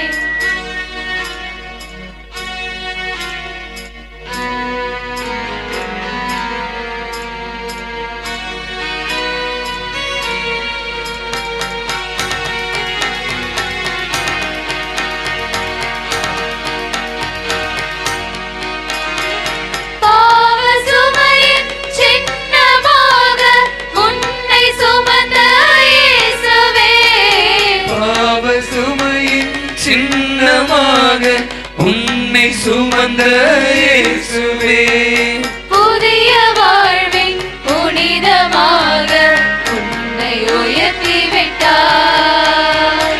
புதிய வாழ்வின் புனிதமாக உன்னை உயர்த்தி விட்டார்.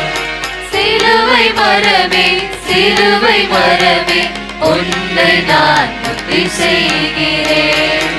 சிலுவை மரமே சிலுவை மரமே உன்னை நான் முக்தி செய்கிறேன்.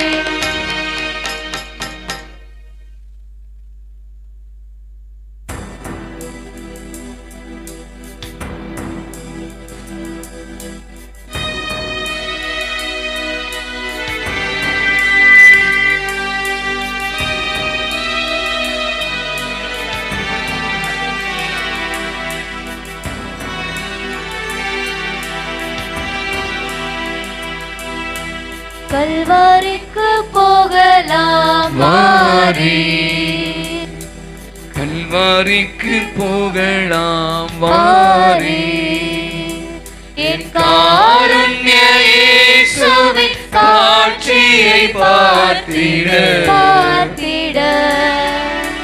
கல்வாரிக்கு போகலாம் வாரி வாரி.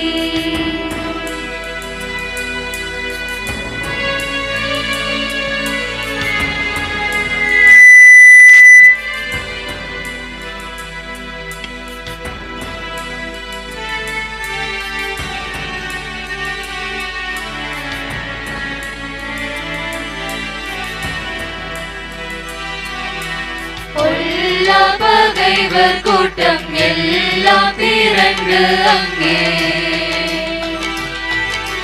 நல்லாயன் மீட்பதனை கொள்ளும் வகை காண பகைவர் கூட்டம் எல்லாம் திரண்டு அங்கே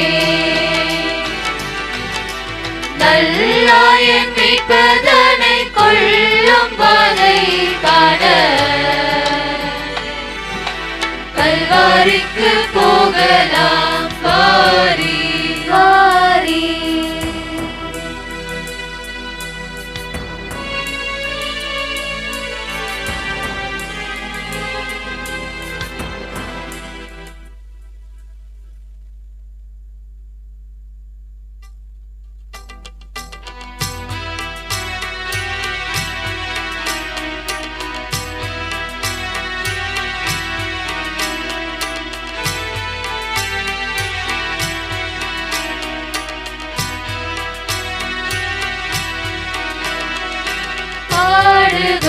நீர் பட்டபோது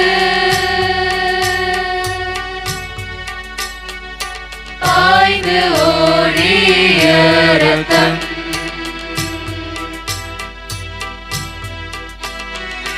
கோடி பாவம் தீர்த்த மோட்சம் கொள்ளுவிக்க வல்லதே.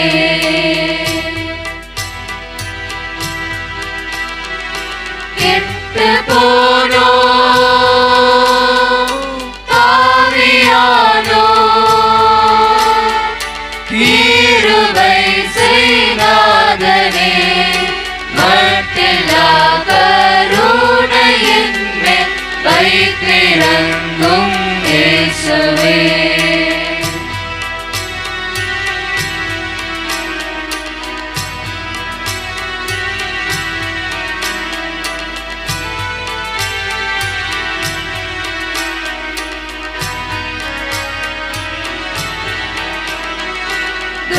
கஷ்டயூத தூணினோடு தூய கைகள் கட்டியே கஷ்டமாய் அடித்த போது தாய்ந்து எங்களுக்கு தாரும்.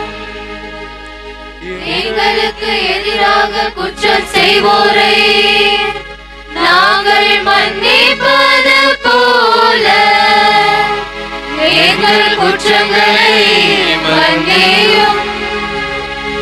எங்களை சோதனைக்கு உட்படுத்தாதேயும்.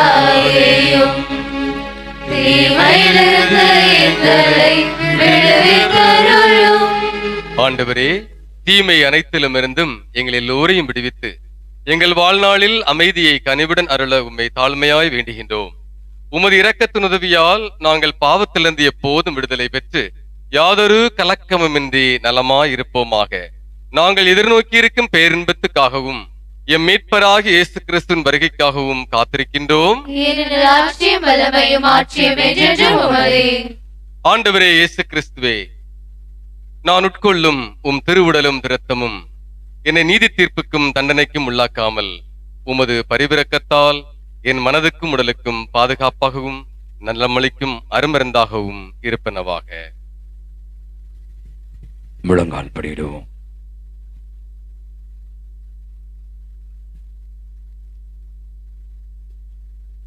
இதோ இறைவனின் செம்மறி, இதோ உலகின் பாவங்களை போக்கும் நம் ஆண்டவர் இயேசு. இந்த செம்மறியின் விருந்துக்கு அழைக்க பெற்றோர் பேறு பெற்றோர்.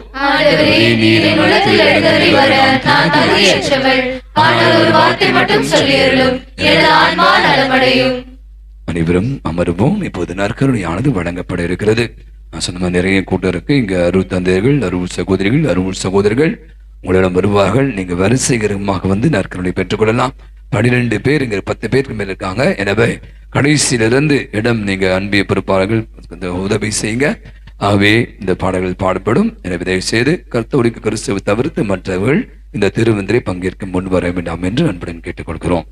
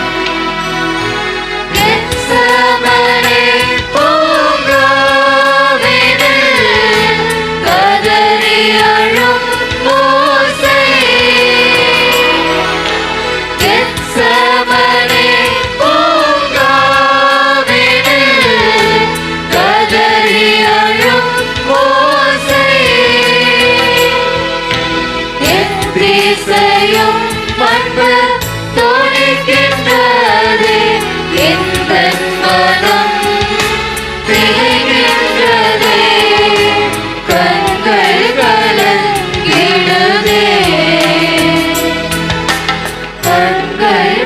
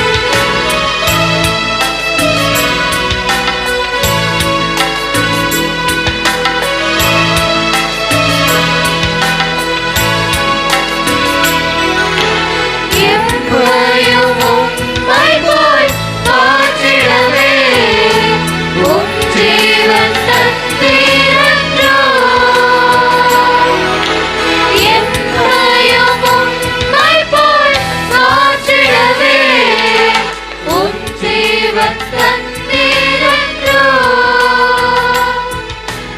எங்களை தரை மட்டும் தாழ்த்துகின்றோம் தந்து விட்டோம் அன்பின் கரங்களிலே ஏற்று என்றும் நடத்தும் ஏற்று என்றும் நடத்தும் கல்வாரி அன்பை என்னிடும் தேவை கண்கள் கலங்கிடுதே தேவாவும் பாடுகள் இப்போதும் நினைத்தால் நெஞ்சம் நெகிழ்ந்திடுதே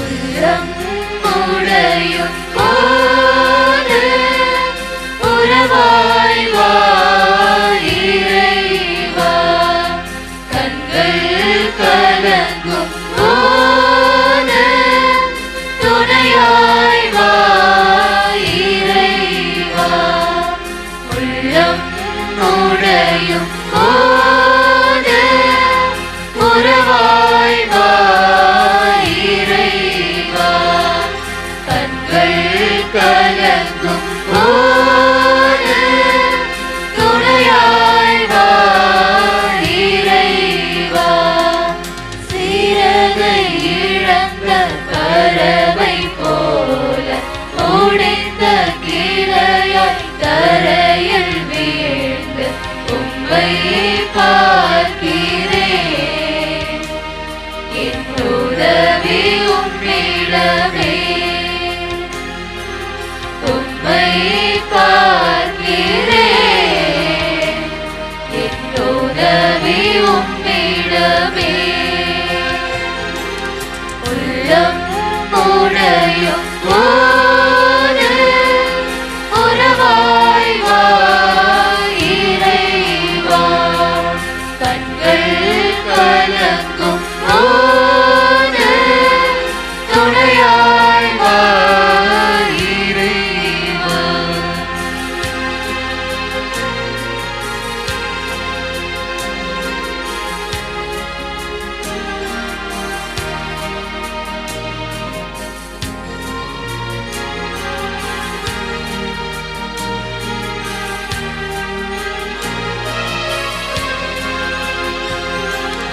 உலகம் தீர்ப்பிடலாம் உம்மால் முடியுமா பார்ப்பவர் நகைக்கலாம் உம்மால் கூடுமா உலகம் தீர்ப்பிடலாம் உம்மால் முடியுமா பார்ப்பவர் நகைக்கலாம் உம்மால் கூடுமா குழந்தையை தாய் கூட மறக்கலாம் படைத்தவா நீர் என்னை மறப்பதில்லை உலக உறவுகள் ஒதுங்கி செல்லலாம் உன்னத நீர் என்னை பிரிவதில்லை இறைவா நீர் என்னை பிரிவதில்லை இயேசுவிலே மிகவும் பிரியமானவர்களே, இன்று நாம் புனித வெள்ளியினுடைய திரு வழிபாடை நிறைவு செய்ய இருக்கிறோம். இப்போது கடைசியாக ஒரு ஜெபம் ஜெபிக்கப்படும். ஜெபித்த பிற்பாடு சென்று வாருங்கள் என்று சொல்ல மாட்டோம். ஒரு சின்ன ஜெபம் ஜெபிக்கப்படும். அதை தொடர்ந்து முக்கியமான தூம்பா இயேசுடைய இறந்த உடல், திருவுடல் எவ்வளவு சக்தி வாய்ந்த நமக்கு தெரியும். ஒவ்வொன்றுமே அந்த திருச்சிலுவை முதல் கொண்டு எனக்கு தெரியும். நம் பங்குல இந்த உடலை நிறைய பேர் உட்கார்ந்து நான் பார்த்திருக்கிறேன். பலமுறை நான் ஜெபம் பண்ணும்போது அநேகர் அந்த இறந்த இயேசுவோட முன்பாக அமர்ந்து ஜெபிக்கிற காட்சிகள். அவங்க வீட்டில் நிறைய பிரச்சனைக்கு மேல வந்து தொட்டு ஜெபம் பண்ணிட்டு அழுதுட்டு போவாங்க. நிச்சயமா இறந்த ஒருடைய உடலை நம்ம திருப்பி பார்க்க மாட்டோம் அப்படின்னு நினைப்போம். ஆனா இந்த இயேசுடைய இறந்த உடல் நமக்கு விட்டு செல்ற பாடங்கள் ஏராளம். ஆகவே அன்பார்ந்தவர்களே, இப்போது நாளில் மீண்டும் ஒரு முறை நான் சொன்னா நம்முடைய மதுரவாயில் பொழுது அந்தோனி ஆரோடத்துடைய இந்த திரு நிகழ்வுகள் எல்லாம் நம்ம ஒரு யூடியூப் வச்சிருக்கோம், உங்களுக்கு தெரியும் நினைக்கிறேன். Saint Antony church Facebook, Saint Antony church YouTube. பார்த்தீங்கன்னா இந்த நேற்று தினத்தோட 1000 வீடியோக்களை நம்ம போஸ்ட் பண்ணிக்கிற ஒரு பலத்த கரவொலி கொடுக்கலாம். நம்முடைய அன்பு சகோதரர் ஜோசப் சந்தியாக உங்களுக்கு தெரியும், உலகம் முழுவதும் இருக்கிற நம்ம பங்கை சேர்ந்தவர்கள் நிறைய பேர் சொல்லுவாங்க, பார்த்தா உங்க பங்குல இவ்வளோ நிகழ்ச்சி எல்லாம் நடந்து கொண்டிருப்பது, இவ்வளோ மக்கள் வந்தாங்க, இவ்வளோ அழகான வழிபாடுகள், இளையோர் ப்ரோக்ராம், அந்த ப்ரோக்ராம், இந்த ப்ரோக்ராம், இதெல்லாம் நாம பண்ணல. மாறாக உங்களுக்கு தெரியும், இது அவ்வளவு எளிதான ஒரு காரியம் அல்ல. கண்டிப்பா அந்த எத்தனை நன்றி சொல்லும். பட் இருந்தாலும் நான் சொன்ன நாளைய தினம் அவருக்கு சிறப்பு செய்வோம். நம்முடைய அன்பு சகோதரர் ஜோசப் சந்தியா அவர்கள் பாத்தீங்கன்னா பல மணி நேரங்களுக்காக தன்னை அர்ப்பணித்து நேற்று நடந்த இந்த நிகழ்வே இன்னைக்கு காலையில் போஸ்ட் பண்ணிட்டார். சும்மாலாம் போட மாட்டாங்க, அதுக்கு எடிட்டிங்லாம் பண்ணும், நிறைய உழைப்பு இருக்கிறது. இதை அவருக்கு நாம் நன்றி சொல்வோம். நான் என்ன சொன்னா 1000வது வீடியோ நேற்று தான் 1000வது வீடியோ. அதை பார்க்க நிறையவே பார்த்து கொண்டு 5000 பேருக்கு மேற்பட்டவர்கள் வியூவர்ஸ் இருக்காங்க. பட் மீண்டும் நான் சொல்வது, இப்படியான நிகழ்வுகள் இந்த பங்குல நடந்த ஒவ்வொரு நிகழ்வும் நான் சொல்ற இந்த 3 நாட்கள் நாம் நாளை நன்றி சொல்வோம். பட் இருந்தாலும் இந்த நாளிலே இப்படியாக அற்புதமான விஷயங்கள் நடப்பதற்கு பல அதிகமான உழைப்பு, ஜெபம் நமக்கு உதவிகரமாக அத்தனை பேருக்கு நன்றி. நாம் இப்போது நான் சொன்ன மாதிரி கடைசி ஜெபத்திற்கு எழுந்திருப்போம். ஜெபம் சொல்லி முடித்தோன்னு சிறிய ஜெபம் வாசிக்கப்படும். அப்படின்னு நீக்கணும். நீங்க யாரும் நேற்றைய தினம் மாதிரிதான் இந்த தூம்பாவை நம்முடைய இளைஞர்கள் தூக்கி செல்வாங்க. மறி கொழுந்து இருக்கும், உங்களுக்கு தெரியும். நம்ம வீட்டுல இறந்தவங்களை அந்த மறி கொழுந்தெல்லாம் போட்டு அவ்வளவு வாசனை மட்டும் இல்லை, அந்த நினைவுகள். இயேசு நம்மோடு நான் அப்படிதான் யோசிப்போம். ஒவ்வொரு முறையும் நம்ம வீட்டுல ஒருத்தர் இறந்துட்டா நம்ம எப்படி இருப்போம்? சோகமா அழுதுகிட்டு சாப்பிடாம, எவ்வளவு கஷ்டம். நம்மில் ஒருவராக நமக்காக இறந்திருக்கிற அந்த இயேசுடைய இந்த திருவுடலை நம்முடைய இளையோர்கள் எடுத்து செல்வார்கள். அப்போது பாடல் பாடப்படும். நீங்க யாரும் உள்ள போக வேண்டாம். நான் சொன்ன மாதிரி முதல்ல பலிபீட சிறுவர்கள், அதை தொடர்ந்து நம்முடைய அருள் சகோதரிகள், அதை தொடர்ந்து இந்த இளையோர்கள் அதை எடுத்து செல்வார்கள். ஆலயத்துல நேற்று தினம் நற்கருணை வைக்கப்பட்ட இடத்துல வைக்கும். நயம் ஆயிடுச்சு எனக்கு தெரியும். பட் இன்னைக்கு இருந்தாலும் பரவாயில்ல, நாளை காலை வரைக்கும் அங்கதான் இருக்கும். நீங்க இருந்தா டைம் இருந்தா கொஞ்ச நேரம் கூட இயேசுடைய இறந்த முன்பாக அமர்ந்து சிந்தித்து தியானித்து ஜெபித்து விட்டு செல்ல உங்களை அன்போடு அழைக்கிறேன். அவ்வாறு போகும்போது தயவுசெய்து சேரலாம் கொஞ்சம் ஓரமாக போட்டு விட்டு செல்லுமாறு கேட்டுக்கொள்கிறேன். கடைசி ஜெபத்திற்காக எழுந்திருப்போம்.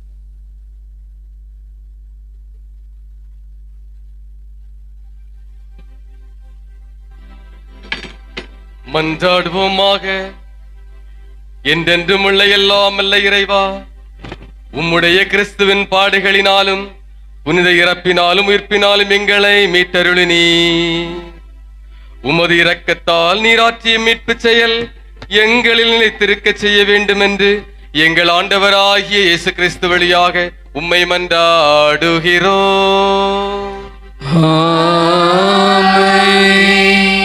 இறுதி ஆசிக்காக தலை வணங்குவோமாக. ஆண்டவரே, தங்களது உயிர்ப்பின் நம்பிக்கையில் உம் திருமகனின் சாவை நினைவு கூர்ந்துள்ள உம் மக்கள் மீது உமது ஆசி நிறைவாய் இறங்கிட உம்மை வேண்டுகின்றோம். அவர்களுக்கு மன்னிப்பு கிடைப்பதாக, அவர்கள் ஆறுதல் அடைவார்களாக, இவர்களில் புனித நம்பிக்கை வளர்வதாக, நிலையான மீட்பு உறுதி பெறுவதாக எங்கள் ஆண்டவர் இயேசு கிறிஸ்து வழியாக உம்மை மன்றாடுகின்றோம். நாளைய தினம் இரவு சரியாக 11 மணிக்கு, பெரிய சனிக்கிழமை 11 மணிக்கு திருநிகழ்வுகள் இங்கு துவங்கும். உங்களுக்கு தெரியும், நாளை இந்த புதிய நெருப்பு மந்திரிப்பு, புதிய தண்ணீர், நிறைய பேர் திருமுழுக்கு பேர் இருக்கிறாங்க, பாஸ்கா புகழ் என்று நீண்ட ஒரு நிறைய வாசகர்கள் அடங்கிய ஒரு திருநிகழ்வுக்கு, இயேசுடைய உயிர்ப்பு பெருவிழாவுக்கு நாம் தயாரிக்க இருக்கிறோம். நாளை இரவு சரியாக 11 மணிக்கு இங்கு நிகழ்வுகள் துவங்கும். இப்போது பலிபீட சிறுவர்கள் முன்னே செல்ல, அதை தொடர்ந்து அருள் சகோதரர்கள், அருள் தந்தையர்கள் முன்னே செல்ல, அதை சுமந்து கொண்டு நம்முடைய இளையோர்கள் இயேசுடைய இறந்த உடலை ஏந்தி செல்வார்கள். அன்பு என்பது இதுவோ, ஆற்றல் என்பது இதுவோ என்ற பாடலானது இப்போது பாடப்படும். வழி விட்டுடுங்க, அது கொஞ்சம் செய்து நீங்க அப்படியே இருக்கலாம். ஆலயத்துக்குள்ள போய் கூட நீங்க இறந்த இயேசுடைய உடலை தொட்டு அவருடன் அமர்ந்து ஜெபித்து விட்டு செல்லுங்கள். சேர வரும் போடலாம்.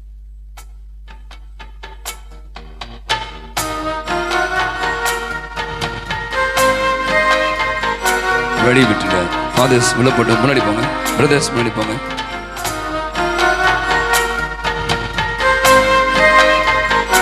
வெளியே விட்டுருங்க. ஃபாதர்ஸ் உள்ள போட்டு முன்னாடி போங்க, பிரதர்ஸ் முன்னாடி போங்க. அன்பு என்பது இதுவோ, ஆற்றல் என்பது இதுவோ, புரிந்து கொள்ள முடியவில்லை இயேசுவே. இந்த பாவிக்காக இருந்ததென்ன பாசமே. அன்பு என்பது இதுவோ, ஆற்றல் என்பது இதுவோ, புரிந்து கொள்ள முடியவில்லை இயேசுவே. இந்த பாவிக்காக இருந்ததென்ன பாசமே. இயேசுவே இயேசுவே என்னை மன்னியும், மாசில்லாத நேசமே என்னை ஏற்றிடும். இயேசுவே இயேசுவே என்னை மன்னியும், மாசில்லாத நேசமே என்னை ஏற்றிடும்.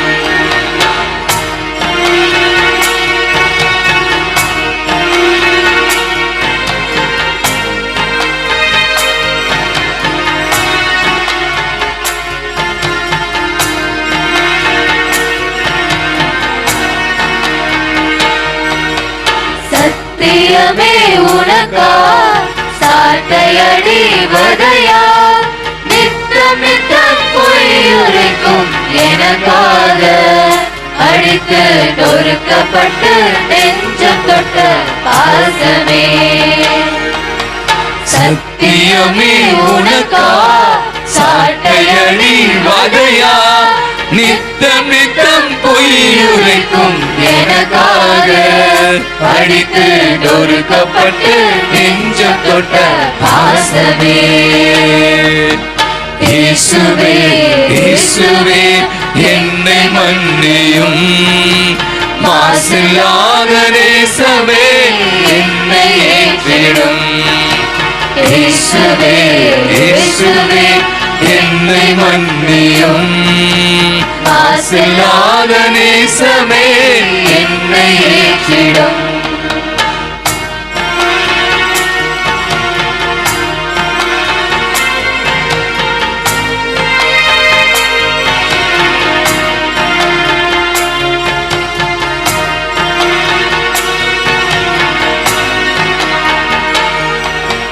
பச்சை மரத்தின் கதியே இந்த பாடு என்றால், பட்ட மரத்தின் கதி என்ன இயேசுவே. என்மேல் இரக்கம் வைத்து மீட்டருளும் பாசமே. பச்சை மரத்தின் கதியே இந்த பாடு என்றால், பட்ட மரத்தின் கதி என்ன இயேசுவே. என்மேல் இரக்கம் வைத்து மீட்டருளும் பாசமே. இயேசுவே இயேசுவே என்னை மன்னியும், மாசில்லாத நேசமே என்னை ஏற்றிடும். இயேசுவே இயேசுவே என்னை மன்னியும், மாசில்லாத நேசமே என்னை ஏற்றிடும்.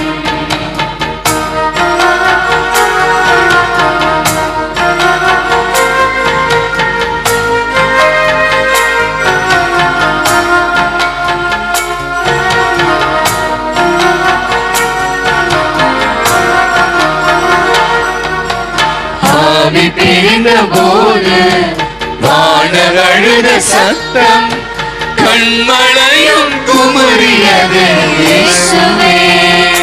அசையா என் மனதை கனிய செய்யும் பாசமே. ஆவி பிரிந்த போது வானம் அழுத சத்தம், கண்மழையும் குமரியது இயேசுவே. அசையா என் மனதை கனிய செய்யும் பாசமே. இயேசுவே இயேசுவே என்னை மன்னியும், மாசில்லாத நேசமே என்னை ஏற்றிடும். இயேசுவே இயேசுவே என்னை மன்னியும், மாசில்லாத நேசமே ஏற்றிடும்.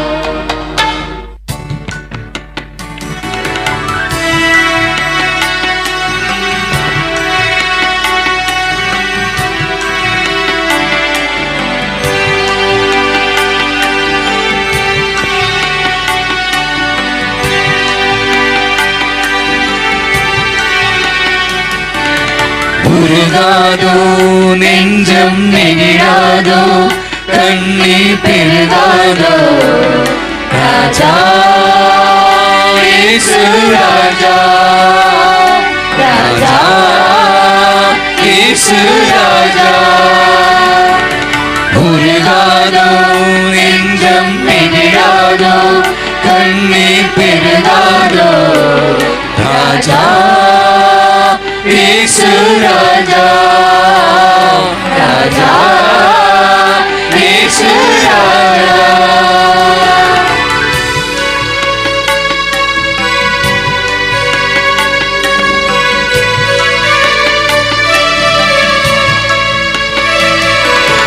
கல்வாரி காட்சியில் கண்டிடும் கல்மனம் கலங்கிய கரைந்திடுமே. கல்வாரி காட்சியில் கண்டிடும் கல்மனம் கலங்கிய கரைந்திடுமே. கர்த்தாவே உம் அன்பை நினைக்கையில் எந்தன் உள்ளமும் நொறுங்கிடுமே. உருகாதோ நெஞ்சம் நெகிழாதோ கண்ணீர் பெருகாதோ ராஜா இயேசு ராஜா ராஜா இயேசு ராஜா.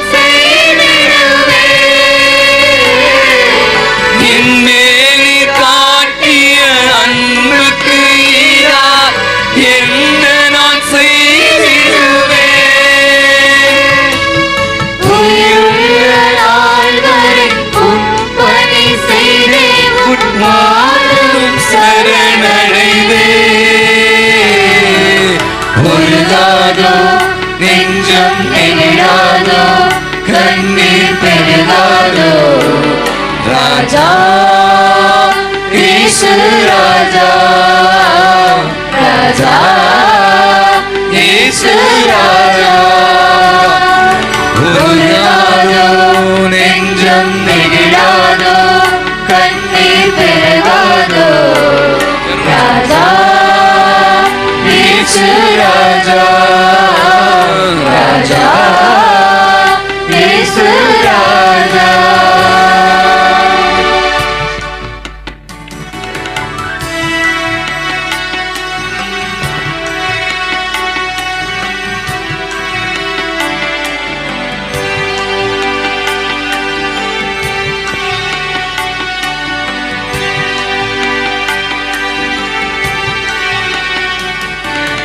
உருகாதோ நெஞ்சம் நெகிழாதோ கண்ணீர் பெருகாதோ ராஜா இயேசு ராஜா ராஜா இயேசு ராஜா.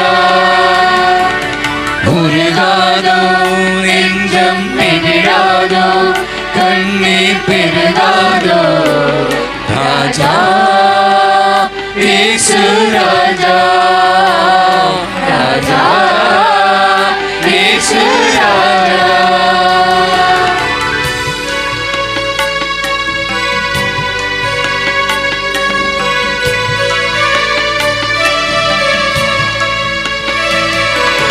கல்வாரி காட்சியில் கண்டிடும் கல்மனம் கலங்கிய கரைந்திடுமே.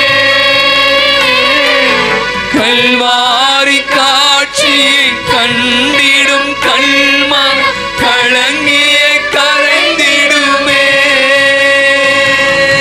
கர்த்தாவே உம் அன்பை நினை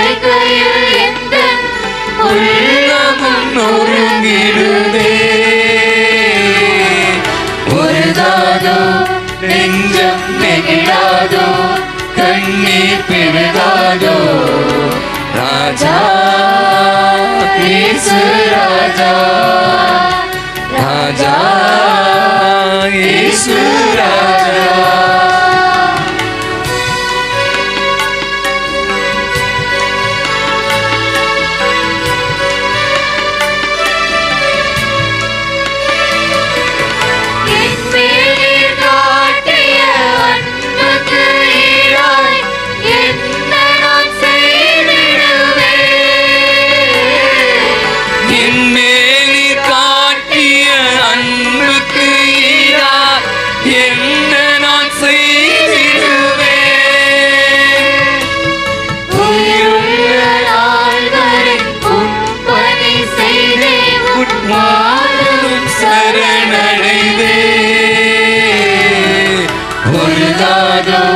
நெஞ்சம் நெகிழாதோ கண்ணீர் பெருகாதோ ராஜா இயேசு ராஜா ராஜா இயேசு ராஜா.